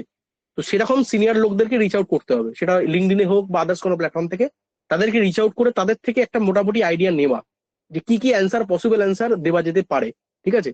তো এইটা একটা ব্যাপার। অথবা যদি প্লেসমেন্ট কোঅর্ডিনেশন টিমে যদি কেউ এক্সপার্ট লোক থেকে থাকে, তো তাদের সাথে একটু তাদের থেকে আইডিয়াটা নেবা, যে আমি এরকম সিভিল নিয়ে পড়েছি, কিন্তু আমি কম্পিউটার সায়েন্স নিয়ে নিয়েছি, কারণ আমার এতে ইন্টারেস্ট ছিল, কিন্তু আমি তো ইন্টারভিউতে বলতে পারবো না যে বেশি পয়সার জন্য আমি এসেছি, বলা যাবে না, ঠিক আছে। বা এটাও বলা যাবে না যে আমি সিভিলের গ্রোথ অতটা ভালো মনে করছি না তার জন্য এসেছি, ঠিক আছে। বা উল্টোটা বলছি, কেউ কম্পিউটার সায়েন্সে ছিল, সে গভর্নমেন্ট জবের জন্য সিভিলে চলে এসেছে, উল্টোটাও হতে পারে। তো কখনো এটা ইন্টারভিউতে বলা যাবে না যে না আমি গভর্নমেন্ট জবের অপরচুনিটি বেশি দেখছি সিভিল বা মেকানিক্যাল, তাই জন্য আমি স্ট্রিমটাকে চেঞ্জ করে নিলাম, বা আমি জব পাইনি ডিপ্লোমা লেভেল তার জন্য এখানে এলাম। তো ওখানে অ্যান্সারটা একটু অন্যরকম হওয়া চাই। তো শুধু সেই পার্টটা যদি ঠিকঠাক ভাবে কেউ রেডি করতে পারে আর ওভারঅল প্রিপারেশন যদি হয়ে যায়, তাহলে আমি তোমায় বলছি কোনো এখানে প্রবলেম নেই, কোনো প্রবলেম নেই। এরকম ভাবার কিচ্ছু নেই যে ডিপ্লোমা বা বিটেকে আলাদাভাবে ট্রিট করা হয়। যেটা প্রবলেম, যে জায়গাটা আমি নিজে দেখে এসেছি, আমার নিজের স্টুডেন্টদের সাথে এগুলো হয়েছে। মানে এরকম শুনলাম যে যারা 10 পড়ে এসেছে স্পেসিফিকলি তাদের নাকি অ্যালাউ করা হচ্ছে না, মানে 12 পড়ে আসলে করা হচ্ছে, এরকম শুনছিলাম। সেটা কিছু কিছু জায়গায়, 100% না, যেটা শুনেছো সেটা আর ঠিক, কিন্তু সেটা সবেতে না। মানে হয়তো 20%, 30%, ঠিক আছে, 20%, 30%, বাট 100% নয়। এটা একদমই সম্পূর্ণ এটা ভুল, বা একটা ভুল মানে ছড়ানো হচ্ছে, এটা ভুল নিউজ ছড়ানো হচ্ছে। এটা কিছু আছে, কিছু কোম্পানি সেটা থাকবেই, কিছু কোম্পানির ক্রাইটেরিয়া আলাদা থাকবে, সেটা কিছু জায়গায় মেনশন করে যে 12 সায়েন্স বা অমুক তমুক করে তারপরে এটা, বাট মেজরিটি তো তোমার প্রবলেম হবে না, মানে 80% তুমি প্লেসমেন্টে বুঝতে পারবে, কোনো অসুবিধা নেই। হ্যাঁ, কিছু এক্সেপশনাল জায়গা থাকবে, সেটা তো অবভিয়াসলি থাকবে, তাদের ক্রাইটেরিয়া তো থাকবেই। তো তারা হয়তো বলে দেয় ডাইরেক্টলি যে 12 সায়েন্স লাগবে, বাট মেজরিটি তুমি পারবে, মানে ওটা এমন কিছু প্রবলেমের জায়গা না। আমাকে তুমি যদি বলো স্যার এটা কিন্তু কোনো প্রবলেমের জায়গা না, প্রবলেমের জায়গা না, করবে না, দুটো কোম্পানিতে দেবে না, তোমার তো দুটো কোম্পানি দেওয়ার জন্য তুমি যাদবপুরে যাচ্ছ না। তোমার কাছে 100টা অপরচুনিটি আসবে, তুমি 20টা দিতে পারবে না, দেবে না, বাকি 80টা তো আছে, বাকি 80 দেবে, ঠিক আছে। তো ওটা এমন কিছু বড় মেজর ইস্যু নয়, যেটা মার্কেটে ছড়ানো হচ্ছে এমন কিছু বড় মেজর ইস্যু নয়। যেটা প্রবলেম, যেটা বললাম যে ওই ইন্টারভিউ এর জায়গাটাতে ম্যাক্সিমাম যেটা কেটে গেছে আমার দেখা, আমার নিজের স্টুডেন্ট যেটা কেটে গেছে, ম্যাক্সিমাম ওই এইচআর রাউন্ড বা পিআই রাউন্ড গুলোতে তারা ক্লিয়ার করতে পারছে না, কারণ তাদের কাছে সেই অ্যান্সারটাই তৈরি নেই, বা এই জায়গাটা পরিষ্কার বুঝে যাচ্ছে যে পয়সার জন্য এসছে বা অন্য কোনো কারণে এসছে, এর প্রপার উত্তরটা দিতে পারছে না যে কেন স্ট্রিমটা সুইচ করছে। বাট যারা দিতে পারছে সেরকম পাচ্ছে, এরকম আমার কাছে এরকমও স্টুডেন্ট আছে, তোমার মেটালার্জি করে বা কেমিক্যাল পড়ে, যাদবপুরে কেমিক্যাল পড়ে তারা আইটি তে কাজ করছে, ভালো আইটি কোম্পানিতে কাজ করছে, ঠিক আছে, তারা আবার উল্টোটা তারা অ্যান্সার দিতে পারছে। আবার আমার কাছে এরকমও স্টুডেন্ট আছে যারা তোমার সিভিল মেকানিক্যাল করে কেমিক্যালে সুইচ হয়েছে, হয়ে গিয়ে তারা পুরো অ্যান্সার ঠিকঠাক দিয়ে তারা বড় এখন এমএনসি তে কাজ করছে, দুবাইতে কাজ করছে, এরকম লোকও আছে। তো এটা ডিপেন্ড করছে, ঠিক আছে। এটার জন্য যেটা দরকার সেটা আমি সেই সময় বলে দেবো। এটা মোটামুটি তুমি যখন ফাইনাল ইয়ারে চলে যাবে তখন একটু সেই সময় একটু সিনিয়র দাদাদের সাথে একটু কনসাল্ট করতে হবে, ঠিক আছে। তো এইটা হচ্ছে তখনকার part, but other than that মানে 80% জিনিস তোমার আটকাবে না, তোমার হয়ে যাবে। হ্যাঁ, তবে একটা জিনিস মাথায় রাখো, পার্সেন্টেজ কিন্তু কম আসলে হবে না।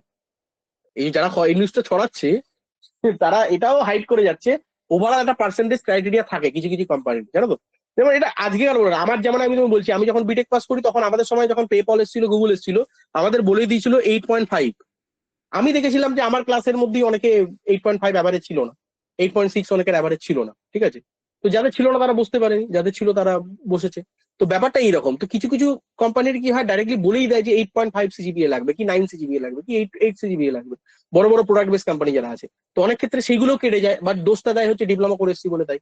তো এই নিউজ গুলোকে ছড়ানো হয়। তো দুটো তোমার তিনটে জিনিস যদি ক্লিয়ার থাকে, নাম্বার ওয়ান, তোমার যদি ক্লাস 10 এর পার্সেন্টেজ 70 অ্যাবাভ থাকে, তোমার যদি ডিপ্লোমার পার্সেন্টেজ 75 বা 70% অ্যাবাভ থাকে, এবং বিটেকেরও পার্সেন্টেজ যদি 65 বা 70%-এর অ্যাবাভ থাকে, তাহলে তোমাকে জব মানে 80% জিনিস তুমি অ্যাপ্লাই এলিজিবল হয়ে যাবে, 20% বাদ দিলে।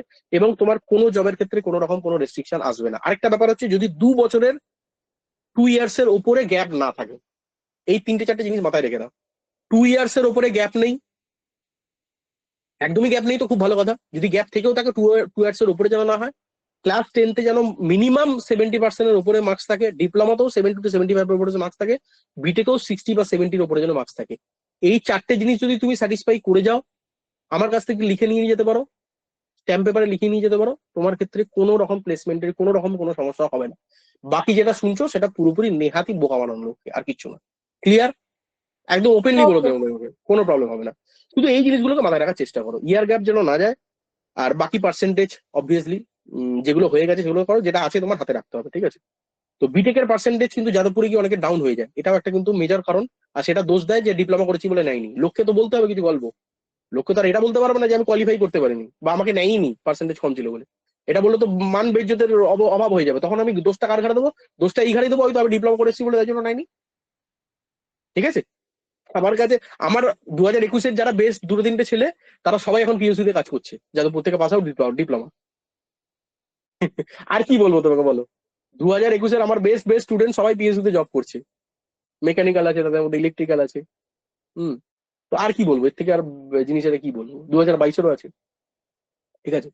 তো ব্যাস, এই আর কোনো ব্যাপার নেই। আর বলো, আর কি আর কি জানতে চাইছো, আর কি কি বলার আছে বক্তব্য? আমার তো মোটামুটি ডিসকাশন মোটামুটি সবই হয়ে গেছে, মোটামুটি সবই বলে দিয়েছি। আর তোমাদের যদি আর কারো কিছু জানার থাকে একটু, মেনলি আজকে ইন্ট্রোডাকশন মানে এগুলো আলোচনার বিষয়।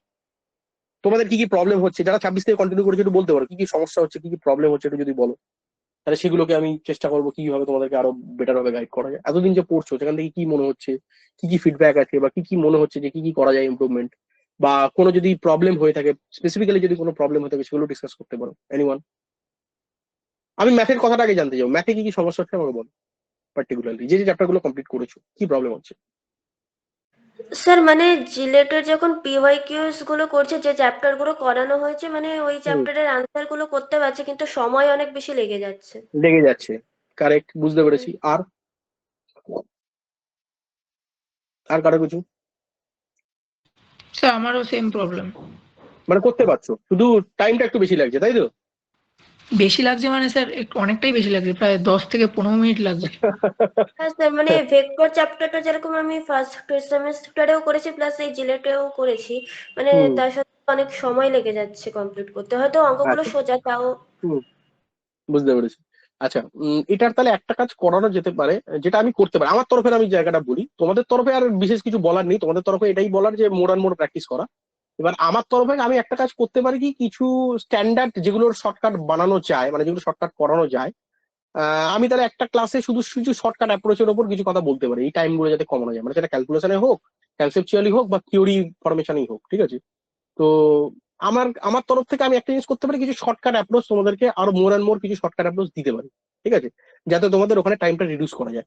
আর তুমি যদি বলো স্যার যে আমরা নিজেরা কিভাবে ডেভেলপ করব, নিজেরা ডেভেলপ করার জন্য একটাই আমার কাছে জিনিস, যে প্র্যাকটিস আর একটু বাড়াতে হবে, তবে জিনিসটা এ হবে। নতুন কিছু তুমি দেখো, যদি কোশ্চেন না করতে পারলে তাহলে আমার টেনশন ছিল, তুমি কোশ্চেন করতে পারছো কিন্তু টাইম বেশি লাগছে, মানে এখানে একটাই জিনিস, একটাই তোমাদেরকে আটকাচ্ছে, সেটা হচ্ছে মোর অ্যান্ড মোর তোমাকে মক টেস্ট দিতে হবে, মোর অ্যান্ড মোর তোমাকে কোশ্চেন অ্যাটেন্ড করতে হবে, তবে এই জিনিসটা এলিমিনেট হবে।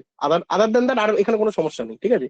আর আমার তরফে যদি বলো যে স্যার আপনি কি প্রোভাইড করতে পারেন এখানে, বা আপনি কি সলিউশন দিতে পারেন এই জায়গাটাতে, আমি যেটা করতে পারি একটা স্পেসিফিক শর্টকাট বলে ক্লাস দিয়ে, যার মধ্যে এই ডিফারেন্ট প্রবলেম গুলো যেগুলোতে সময় বেশি লাগছে সেইগুলোকে আমি দেখাবো যে কিভাবে জিনিসগুলোকে টাইমিং গুলোকে মিনিমাইজ করানো যেতে পারে, ঠিক আছে। এবার সেখানে যদি কিছু জিনিস মনে রাখতে পারো, বাট আমি কেন আমি বেসিক্যালি ফোকাস করি না একটাই কারণে, কারণ কি শর্টকাট অ্যাপ্রোচ যখনই তুমি করবে না, সেই শর্টকাট জিনিসগুলো যদি মনে না রাখতে পারো, প্রবলেমটা কি হয়ে যায়, পুরো তোমার অঙ্কটাই ছেড়ে আসতে হবে। কিন্তু তুমি অ্যাকচুয়ালি থিওরি বুঝে যদি প্রবলেমটাকে সলভ করো, তাহলে তোমার সময় বেশি লাগলো, তুমি ওটাকে করে আসতে পারবে সাকসেসফুলি। আমি কেন বেশি শর্টকাটে ফোকাস করি না, আমার মেজর কারণ এটা, কারণ আমি জানি জিলেট খেলাটা 100-তে 100 করাটা নয়, এটা আমি এর আগেও বলেছিলাম। জিলেট খেলাটা কিন্তু 100-তে 100 করাটা নয়, এটা কিন্তু তোমার জেইমেনের পেপার নয় যে পুরো 400-র মধ্যে 399 লোক অ্যাটেন্ড করে আসছে, তারপরেও তার 99.99% আসছে, ওরকম কিন্তু নয়। তোমরা ভালো করেই জানো এটা, তোমরা দেখে আসছো। অ্যাকচুয়ালি তোমরা জানো কি জিলেটে এই যে 50 থেকে 60 কতজন পায়, হার্ডলি 5 থেকে 7 জন বা 10 জন পায় গোটা ওয়েস্ট বেঙ্গলে। তাহলে কি মনে হচ্ছে যে অতটাই কি ইজি ব্যাপারটা অ্যাটেন্ড করাটা? নয়, একদমই নয়, কারণ কোশ্চেন সেইভাবেই ওরা দেয়, টাইম সেইভাবেই থাকে, কোশ্চেনের ডিফিকাল্টি লেভেল সেই জায়গাতেই থাকে। তো এখানে মেন খেলাটা হচ্ছে কত অ্যাকুরেটলি আমি কোশ্চেন অ্যাটেন্ড করতে পারছি, নাকি 100% আমি অ্যাটেন্ড করতে পারছি। তুমি 50% অ্যাটেন্ড করো কিন্তু অ্যাকুরেটলি করো। তো সেই জায়গা থেকে বলবো যে টাইম বেশি লাগাটা এটা কিছু বড় ব্যাপার নয়, মানে আমার কাছে কোনো মেজর চ্যালেঞ্জেস আমি দেখতে পাচ্ছি না। বাট টু সাম এক্সটেন্ট 10 মিনিটটা জাদাই হয়ে যাচ্ছে, মানে 1 মিনিটের জায়গায় তুমি 1.5 মিনিট নিলে সেটা আলাদা বিষয়, বাট 10 মিনিট 15 মিনিট এটা অনেকটাই বেশি হয়ে যাচ্ছে, ঠিক আছে। তো এখানে আমি যেটা সলিউশন দিতে পারি তোমাদেরকে, একটা শর্টকাট অ্যাপ্রোচ বা শর্টকাট তোমাদেরকে কিছু অ্যাপ্রোচ দেখাতে পারি, যে কিভাবে আমরা কম্পিটিটিভ এক্সামে জিনিসগুলোকে সবকিছু জানার পরেও যখন টাইম আবার বেশি লাগছে, সেখানে আমি কিভাবে কমাতে পারি, কি কি মেথডোলজি রয়েছে, বা কি কি ভাবে আমরা ভাবতে পারি, বা রিভার্স প্রসেসে মানে অপশন থেকে কি করে অ্যান্সারকে ক্লিক মারতে হয়, মানে অপশন দেখে কিভাবে অ্যান্সারকে ক্লিক মারতে হয়, সেটার উপরে আমি প্রতিটা চ্যাপ্টারে একটা করে লাস্ট ক্লাস আমি দিয়ে দিতে পারি, মানে প্রতিটা চ্যাপ্টারের এন্ডে। এইটা আমি একটা জিনিস করতে পারি। আর তোমাদের তরফের যেটা আছে সেটা হচ্ছে যে একটু বাবা মক টেস্টটা বেশি করে দাও আর প্র্যাকটিসটাই করো। মক টেস্ট যেমন আমি পরের সপ্তাহ থেকে স্টার্ট করছি, তো একটু মক টেস্ট গুলোকে দাও, ঠিক আছে। আপাতত 26-এ শুরু করো, তোমাদের তো এখন সবে শুরু হলো প্রিপারেশন, তোমাদের স্যার লেটে হবে। বলছি মক টেস্ট যেটা নেবে বলছেন সেটা কি মানে বেসিক ম্যাথ বলতে ওই প্রথম দিকে যেগুলো করিয়েছিলেন শুধু সব ওগুলোই? সব অল চ্যাপ্টার, হ্যাঁ। বেসিক মানে এরকম ভেবো না যে আমি লগারিদমিক ফর্মুলা জিজ্ঞেস করবো, ওরকম নয়, ওর উপরে বেস করে মানে মানে বেসিক গুলো। হ্যাঁ, আচ্ছা, বলো বলো বলো। মানে আপনি যতটুকু পড়িয়েছেন মানে ওই ওটুকুর মধ্যেই থাকবে? হ্যাঁ, ওটুকুর মধ্যে মানে যেটা সিলেবাসে আছে তোমার, ওই সিলেবাস যেগুলো পড়েছি ওইগুলোর মধ্যেই থাকবে, ওর বাইরে কিছু দেবো না। আচ্ছা আচ্ছা, কিন্তু মানে হ্যাঁ, পুরো মানে একদম কিভাবে বেসিক সিলেবাস? থাকবে না। হ্যাঁ, ওই যে যতগুলো পড়েছি 16-17টা ক্লাস পড়িয়েছি, যেমন ধরো লগারিদম পড়িয়েছি, অ্যালজেব্রা পড়িয়েছি, এপিজিবি পড়িয়েছি, মানে যেগুলো আমি ক্লাসে করিয়েছি ওর উপরেই থাকবে বেস করে। কিন্তু যেটা বলছি যে একদম হয়তো পাতি পুরো ফর্মুলা দিয়ে দিলাম, একটা বেসিক ফর্মুলা দিলাম, ওরকম কিন্তু করবো না। ওটার উপর বেস করে তোমাকে কিছু সলভ করতে হবে, বুঝতে পেরেছো তো? সেইগুলো থাকবে। তো সেইভাবে প্র্যাকটিসটা করবে। আর হ্যাঁ, আমি যেগুলো পড়েছি তার বাইরে কিছু দেবো না, যা দেবো ওর মধ্যেই দেবো। মানে ক্লাসে যেগুলো আলোচনা করেছি যদি নোট বানানো থাকে তুমি ওর মধ্যে থেকেই কমন পাবে। কিন্তু আচ্ছা হ্যাঁ, যেটা বললাম যে বেসিক একদম বেসিক থাকবে না, কারণ তবে আমি তো সেটাই টেস্ট করবো যে তুমি কতটা ডেভেলপ করেছো তোমার জায়গাটা, তাই না? তার উপরে তো আমাকে এবার দোষটা দিতে হবে, তাই না? অ্যাকচুয়ালি আমি মক টেস্টের রেজাল্টের উপর ডিপেন্ড করে আমি এবার ডিসাইড করবো যে আর কি কি প্র্যাকটিস আমাকে অ্যাড করতে হবে ওখানে। তারপরে অ্যাকচুয়ালি প্রতিটা মক টেস্টের পরে আমি একটা ফিডব্যাক দিই, সেই ফিডব্যাকের উপর ইন্ডিভিজুয়ালি আমি বলে দেবো যে এই জিনিসগুলো তোমাদেরকে ইমপ্রুভ করতে হবে, বা আমার তরফ থেকে এই জিনিসগুলো করা দেবো তোমাদেরকে, ঠিক আছে। তো সেইটা আমি অ্যানালাইজ করার জন্য আমাকে মক টেস্টটা নেবা, ঠিক আছে। এটা আপকামিং এই সানডে মনে হচ্ছে হবে না, মানে কালকে তো পসিবল নয়। তো যেটা আমার ইচ্ছা আছে নেক্সট সানডে হয়তো আমি এটা নেবো, বা নেক্সট স্যাটারডে বা সানডের মধ্যে আমি নেবো, সেটা আমি জানিয়ে দেবো গ্রুপে, ঠিক আছে। টেন্টেটিভলি ধরে রাখো নেক্সট সানডে আমি এক্সাম নিচ্ছি ওইটার উপরে। তো সবাই একটু রেডি দেখো, এর মাঝে মাঝে যতটুকু সময় পাবে বাড়িতে একটু রেডি করে নিও ভরান, ঠিক আছে। তো এটাই মোটামুটি বলার বিষয়, আর তো সেরকম কিছু আমি আলোচনার বিষয় দেখছি না। তোমাদের যদি কিছু থাকে বলো, না তো ক্লাস এন্ড করবো। পরের দিন সামেশনটা থেকে শুরু করবো, বুঝলো তো? পরের দিনের ক্লাসে একটু আলোচনা করে নিয়ে সামেশনটা শুরু করবো। বলো, আর কারো কিছু আছে মোটামুটি আলোচনার করার মতন কিছু জায়গা আছে, বা কিছু বলতে চাও বা জানার আছে? এনিওয়ান? র্যাঙ্কের ব্যাপার বলে দিয়েছি, মার্কসের ব্যাপার বলে দিয়েছি, ওয়েটেজের ব্যাপার বলে দিয়েছি। আচ্ছা, ইম্পর্টেন্স, এটা আগেও বলেছিলাম, একটা কথা যেটা মিস করে যাচ্ছি, ইম্পর্টেন্স জানো তো? এটা আগেও বলেছিলাম বারবার। 1 নম্বর প্রেফারেন্স অলওয়েজ ম্যাথ থাকা চাই, 2 নম্বর প্রেফারেন্স অবশ্যই কেমিস্ট্রি থাকা চাই, 3 নম্বরে থাকবে ফিজিক্স, 4 নম্বরে থাকবে ট্রিপলি। কেন? তার কারণ এটা আগেও বলেছি, বহুবার বলেছি। কারণ কি, তুমি যতটা তোমার 100% দেবে, সেই 100%টা নাম্বার পাওয়ার ক্যাপাবিলিটি সব থেকে বেশি ম্যাথে রয়েছে। কেমিস্ট্রিতেও তাই, তুমি যতটা এফোর্ট দেবে সেই এফোর্টটার রেজাল্ট পাওয়ার ক্যাপাবিলিটি কেমিস্ট্রি রয়েছে। ফিজিক্সে সেটা নেই। কেন কি? কারণ কি, ফিজিক্সের আউট অফ সিলেবাস কোশ্চেন অনেক আছে। মানে তোমার সিলেবাস যেটা বলা আছে তার 50% সিলেবাস থেকে আসবে, 50% আউট অফ সিলেবাস থেকে আসবে, কোথা থেকে আসবে কেউ জানে না। তো তোমার এখানে তুমি যতই পড়ে ফেলো, যতই যাই করে ফেলো, গ্যারেন্টি কেউ দিতে পারবে না, কারণ দেওয়ার ক্ষমতা নেই। ওই জন্য ফিজিক্সকে আমি থার্ড পজিশনে রাখি, ঠিক আছে। আর এফটিপিলিটা যারা ইলেকট্রিক্যাল ইলেকট্রনিক্স আছে তাদের জন্য এটা মানে কি বলবো, মানে ঘরের ছেলে যাকে বলে, ঘরের ছেলে, ঘরের সন্তান, ঠিক আছে। তো তাদের জন্য এটা, যারা সিভিল আদার্স ক্যান্ডিডেট আছে, সিভিল কম্পিউটার সায়েন্স এদের কাছে আছে, তাদের ক্ষেত্রে একটু bit difficult. But Manik sir যেটা পড়াবে ক্লাসগুলো যদি অ্যাটেন্ড করতে পারো, বেশি ক্লাস হয় না রিলেটেড, প্রত্যেকবারে হার্ডলি 20টা ক্লাস হয়, সারা বছরে 20টা ক্লাস হবে। ওই 20টা ক্লাস যদি কমপ্লিট করে নিতে পারো, জিলেট তো ছেড়েই দাও, অনেক বড় লেভেলের এক্সাম তোমার ক্লিয়ার হয়ে যাবে, ঠিক আছে। এটা একটু মাথায় রাখো। মানিক স্যার কিন্তু এখন গভর্নমেন্টে জব করে, জানোই সবাই। মানিক স্যার কিন্তু ভালো র্যাঙ্ক করেছে পিএসসি তে গতবারে। স্যারের এমটেকও আছে, যাদবপুর থেকে পাস আউট, বিভৎস পড়ায় স্যার। যা পড়ায়, আমি, স্যার সময় দিতে পারে না, তা সত্ত্বেও আমি স্যারকে চেঞ্জ করি না একটাই কারণে, কারণ স্যার যেটা পড়িয়ে দেবে একবার চ্যাপ্টার, কেউ যদি ক্লাসটা ভালো করে সিরিয়াসলি পড়ে থাকে, তো তার কোনো কিছু আর আটকাবে না। 10 নম্বর তো ছেড়ে দাও, 10 নম্বর তো আরামসে পাবে, ঠিক আছে। তো বারবার বলছি, এফটিবিলিতে কোনো বই নেই, কিচ্ছু নেই। স্যার যেটা পড়াবে, স্যারের ক্লাসটাই সবকিছু, বাইবেল, লাইক বাইবেল, ঠিক আছে। আর হ্যাঁ, ওটার বাইরে হয়তো স্যার যে এমসিকিউ কিছু দেয় ওগুলো করবে, আর আমি কিছু রেফারেন্স, ওই যে ড্রাইভের লিঙ্কটা শেয়ার করেছি ওর মধ্যে কিছু আপলোড করে দেবো কয়েকদিন বাদে। তো শুধু ওইগুলোকে প্র্যাকটিস করবে, একটা চ্যাপ্টার কমপ্লিট হয়ে গেলে ব্যাস, তাহলে তোমার কমপ্লিট, আর বিশেষ কিছু দেখার দরকার নেই এফটিবিলিতে, ঠিক আছে। আর মেন যেটা তোমাকে মেন প্র্যাকটিস করতে হবে সারা বছর, সেটা হচ্ছে এই তিনটে ভালো করে। তার মধ্যে ম্যাথ 1 নম্বর ইম্পর্টেন্স, সেকেন্ড 2 নম্বর কেমিস্ট্রি ইম্পর্টেন্ট, আর থার্ডে রাখবো ফিজিক্স। কেন রাখবো আমি আবারও বলছি, ফিজিক্সের ক্ষেত্রে তুমি যতই পড়ে নাও, যত ভালো যদি নলেজ নিয়ে যাও, এক্সাম ডেতে স্কোর করার চান্সেস কম। 50% চান্সেস তুমি স্কোর করতে পারবে, 50% চান্স নেই। আর ম্যাথ আর কেমিস্ট্রিতে পুরো একদম চপা, মানে যা পড়বে তার 100% তোমার কাজে লাগবে। আর এফটিবিলিটা যেটা বললাম, যে যে যতটা কমপ্লিট করবে তার বেসিসে অ্যাটেম্প করবে, কারণ এফটিবিলিতে 10 মার্কস আছে, বুঝতেই পারছি, বিশেষ কিছু বলার নেই, ঠিক আছে। এই হচ্ছে ব্যাপার। আর ফিজিক্সটা পুরোপুরি লাখের উপর ডিপেন্ড করছে, কেউ বলতে পারবে না কোন বছরে কি আসবে। বাট আমরা চেষ্টা করবো 100% সিলেবাস কমপ্লিট করে গিয়ে ওটাকে অ্যাটেন্ড করার। বাট বাকিটা এবার লাখের উপর ছেড়ে দিতে হবে। যদি সব কোচিং সিলেবাস থেকে আসে, তাহলে আমরা ভালো করে অ্যাটেন্ড করতে পারবো। এবার আউট অফ সিলেবাস হলে কত তুমি আউট অফ সিলেবাস পড়বে, বুঝলে, বোঝা গেল? স্যার কেমিস্ট্রিটাও একবার ওই আপনার করেছিল, মানে অর্গানিক থেকে প্রচুর প্রচুর করে দিয়ে দিয়েছিল। হ্যাঁ, সেটা এক্সেপশনাল, বাদ দাও না, তাও সেটার মধ্যে না পারার মতন কিছু নেই। গতবারে কথা বলছো তো, সেটাও না পারার মতন কিছু নেই, ঠিক আছে। তো মোটামুটি বাইরে, খুব বাইরে কিছু আসে না। ওই যে যেটা বলছো না তুমি এক্সেপশনাল ইয়ারের কথা, সেটা তো আমি তোমায় বলছি যে অর্গানিক থেকেও বেশি দিয়েছে কোশ্চেন, বাট এরকম নয় যে খুব আউট অফ দ্য বক্স হয়েছে, এরকম না। মানে আমি বলছি ফিজিক্সে যতটা আউট অফ দ্য বক্স হয়, তার তুলনায় কেমিস্ট্রিতে চান্সেসটা কম আছে। বুঝতে পেরেছো তো ব্যাপারটা? এটা, হ্যাঁ। এবার যদি কেউ অর্গানিকটা এখন ছেড়ে গিয়ে থাকে, তো তার কাছে কঠিন তো লাগবে, স্বাভাবিক। তোমাকে ওয়েটেজ সবাই সমান দেখতে হবে, এরকম না যে এই চ্যাপ্টার বেশি জোর দেবো, ওই চ্যাপ্টার দেবো না। হ্যাঁ, এটা ম্যাথের ক্ষেত্রেও কিন্তু সেম। এই যে আমি তোমাদের বলছি যে ডেরিভেটিভ 5টা ক্লাস ধরে পড়াচ্ছি, তাহলে তো আমি চাইলে বলবো যে ডেরিভেটিভে কোনো কোশ্চেন, ডাইরেক্ট কোশ্চেন আসবে না, তাহলে 2টো ক্লাস করে ছেড়ে দিই, একটা ক্লাস করে ছেড়িয়ে দিই। কি দরকার এতগুলো 5-4টে ক্লাস ধরে ডেরিভেটিভ পড়াচ্ছি? কোনো দরকার আছে? কোনো মানে আছে? কিন্তু ব্যাপারটা তো ওটা নয়, এখানে মার্কসের খেলাটা তো নয়। ব্যাপারটা হচ্ছে তোমাকে কোন চ্যাপ্টার থেকে কি ওয়েটেজ আসবে সেটা কেউ জানে না। তো তোমাকে ইকুয়ালি ইম্পর্টেন্স দিতে হবে, ঠিক আছে। এবার হ্যাঁ, একটা টেন্টেটিভ স্ট্রাকচার আমরা ফলো করি, যে কি জানি ম্যাট্রিক্স ডিটারমিনেন্ট থেকে বেশি কোশ্চেন আছে, ঠিক আছে। তারপরে কোয়াড্রেন্ট জিওমেট্রি থেকে আসে, তারপরে অমুক থেকে আসে, তারপর তমুক থেকে আসে। এই যে আমি স্ট্রাকচার বলে দিয়েছিলাম, ঠিক আছে। আচ্ছা, স্ট্রাকচারটা আজকে আর বললাম না, পরের দিন একবার ওটা বলে নিয়ে তারপরে আমি টপিকে ঢুকবো। আরেকবার আমি ডিসকাস করে দেবো কোন চ্যাপ্টারে কি আসবে, ওই টেস্টটা একবার বলে দেবো। আজকে আর বলছি না, কারণ আজকে অনেক কিছু ডিসকাশন হয়ে গেছে অলরেডি, ভিডিও 2 ঘন্টার কাছাকাছি চলে গেছে। তো আজকে আর আমি বলছি না, পরের দিন আমাকে মনে করাবে, আগে ওইটা বলে দেবো। চ্যাপ্টার গুলো কোনটার কি ইম্পর্টেন্স, কোনটার কি ওয়েটেজ আছে, সব ডিসকাস করে দেবো আরেকবার নতুন করে তোমাদের ব্যাচের জন্য বলে দিয়ে। তারপর আরেকটা কি বললাম আলোচনা, যাই হোক, ওই আলোচনাটা করে নিয়ে তারপর আমি ডাইরেক্ট একটা টপিক শুরু করে দেবো পরের দিন, ঠিক আছে, নেক্সট দিন। তো আপাতত আজকে ফার্স্ট ক্লাসে এইগুলো বললাম। একটু ভাবো, এখনই হয়তো বলতে পারছো না, কোনো কিছু মাথায় আসছে না কোশ্চেন, একবার একটু চিন্তা ভাবনা করো বাড়িতে। যদি মনে হয় যে আরো কিছু ডিসকাশন করার আছে, তাহলে নেক্সট দিনে অবশ্যই জিজ্ঞেস করে নিও। কারণ এরপরে নেক্সট দিনের পরে কিন্তু আর আমরা ডিসকাশন এইসব জিনিসের মানে এডুকেশনের বাইরে যে পার্টগুলো আলোচনা করার, এটা কিন্তু আর সময় পাবো না, ঠিক আছে। আবার সময় পাবো কবে? তোমাদের কাউন্সিলিং হয়ে যাওয়ার পরে, তখন আবার এই ডিসকাশন গুলো হবে। এই ডিসকাশন মাঝে আর পাবো না। পুরো টানা পড়া পড়া পড়া পড়া পড়া, পুরো টানা পড়তেই থাকবো আমরা, ঠিক আছে। ওই জন্য প্রথম ক্লাস আর দ্বিতীয় ক্লাসটা খুব বেশি এনগেজিং হওয়া চাই, মানে নিজেদের মধ্যে ইন্টারাকশনটা হওয়া চাই। আজকে যেগুলো আলোচনা হলো একটু মোটামুটি মাথায় রাখো। যদি এর পরেও মনে হয় কোনো কিছু যে স্যার জিজ্ঞেস করতে ভুলে গেলাম, তাহলে পরের দিন অবশ্যই আমাকে জিজ্ঞেস করে নিও। সেটা এনিথিং হতে পারে, সেটা প্লেসমেন্ট হতে পারে, সেটা স্ট্রিম সিলেকশন হতে পারে, সেটা কোনো প্রবলেম হচ্ছে সেটা হতে পারে, সেটা প্রিপারেশনের জার্নি নিয়ে হতে পারে, সেটা প্র্যাকটিস রিলেটেড হতে পারে, সেটা মেটেরিয়ালস নিয়ে, স্টাডি মেটেরিয়াল নিয়ে হতে পারে, ঠিক আছে। তো এনিথিং যেটা তোমার মাথায় আসে, সেটা পরের দিন বলো, পরের দিন আমরা আলোচনা করে নিই, তারপর আমরা টপিকে ঢুকে যাবো, ঠিক আছে। আজকে ক্লাস এখানে এন্ড করছি। আশা করি তোমাদের কারোর কাছে এখন অব্দি কোনো ডাউট নেই। একটু ভাবো, যদি থাকে আমরা পরের দিন বলে দেবো, ঠিক আছে। তাহলে ক্লাস এন্ড করছি সবার পারমিশন নিয়ে। ঠিক আছে? Okay sir. হ্যাঁ, ওকে, চলো।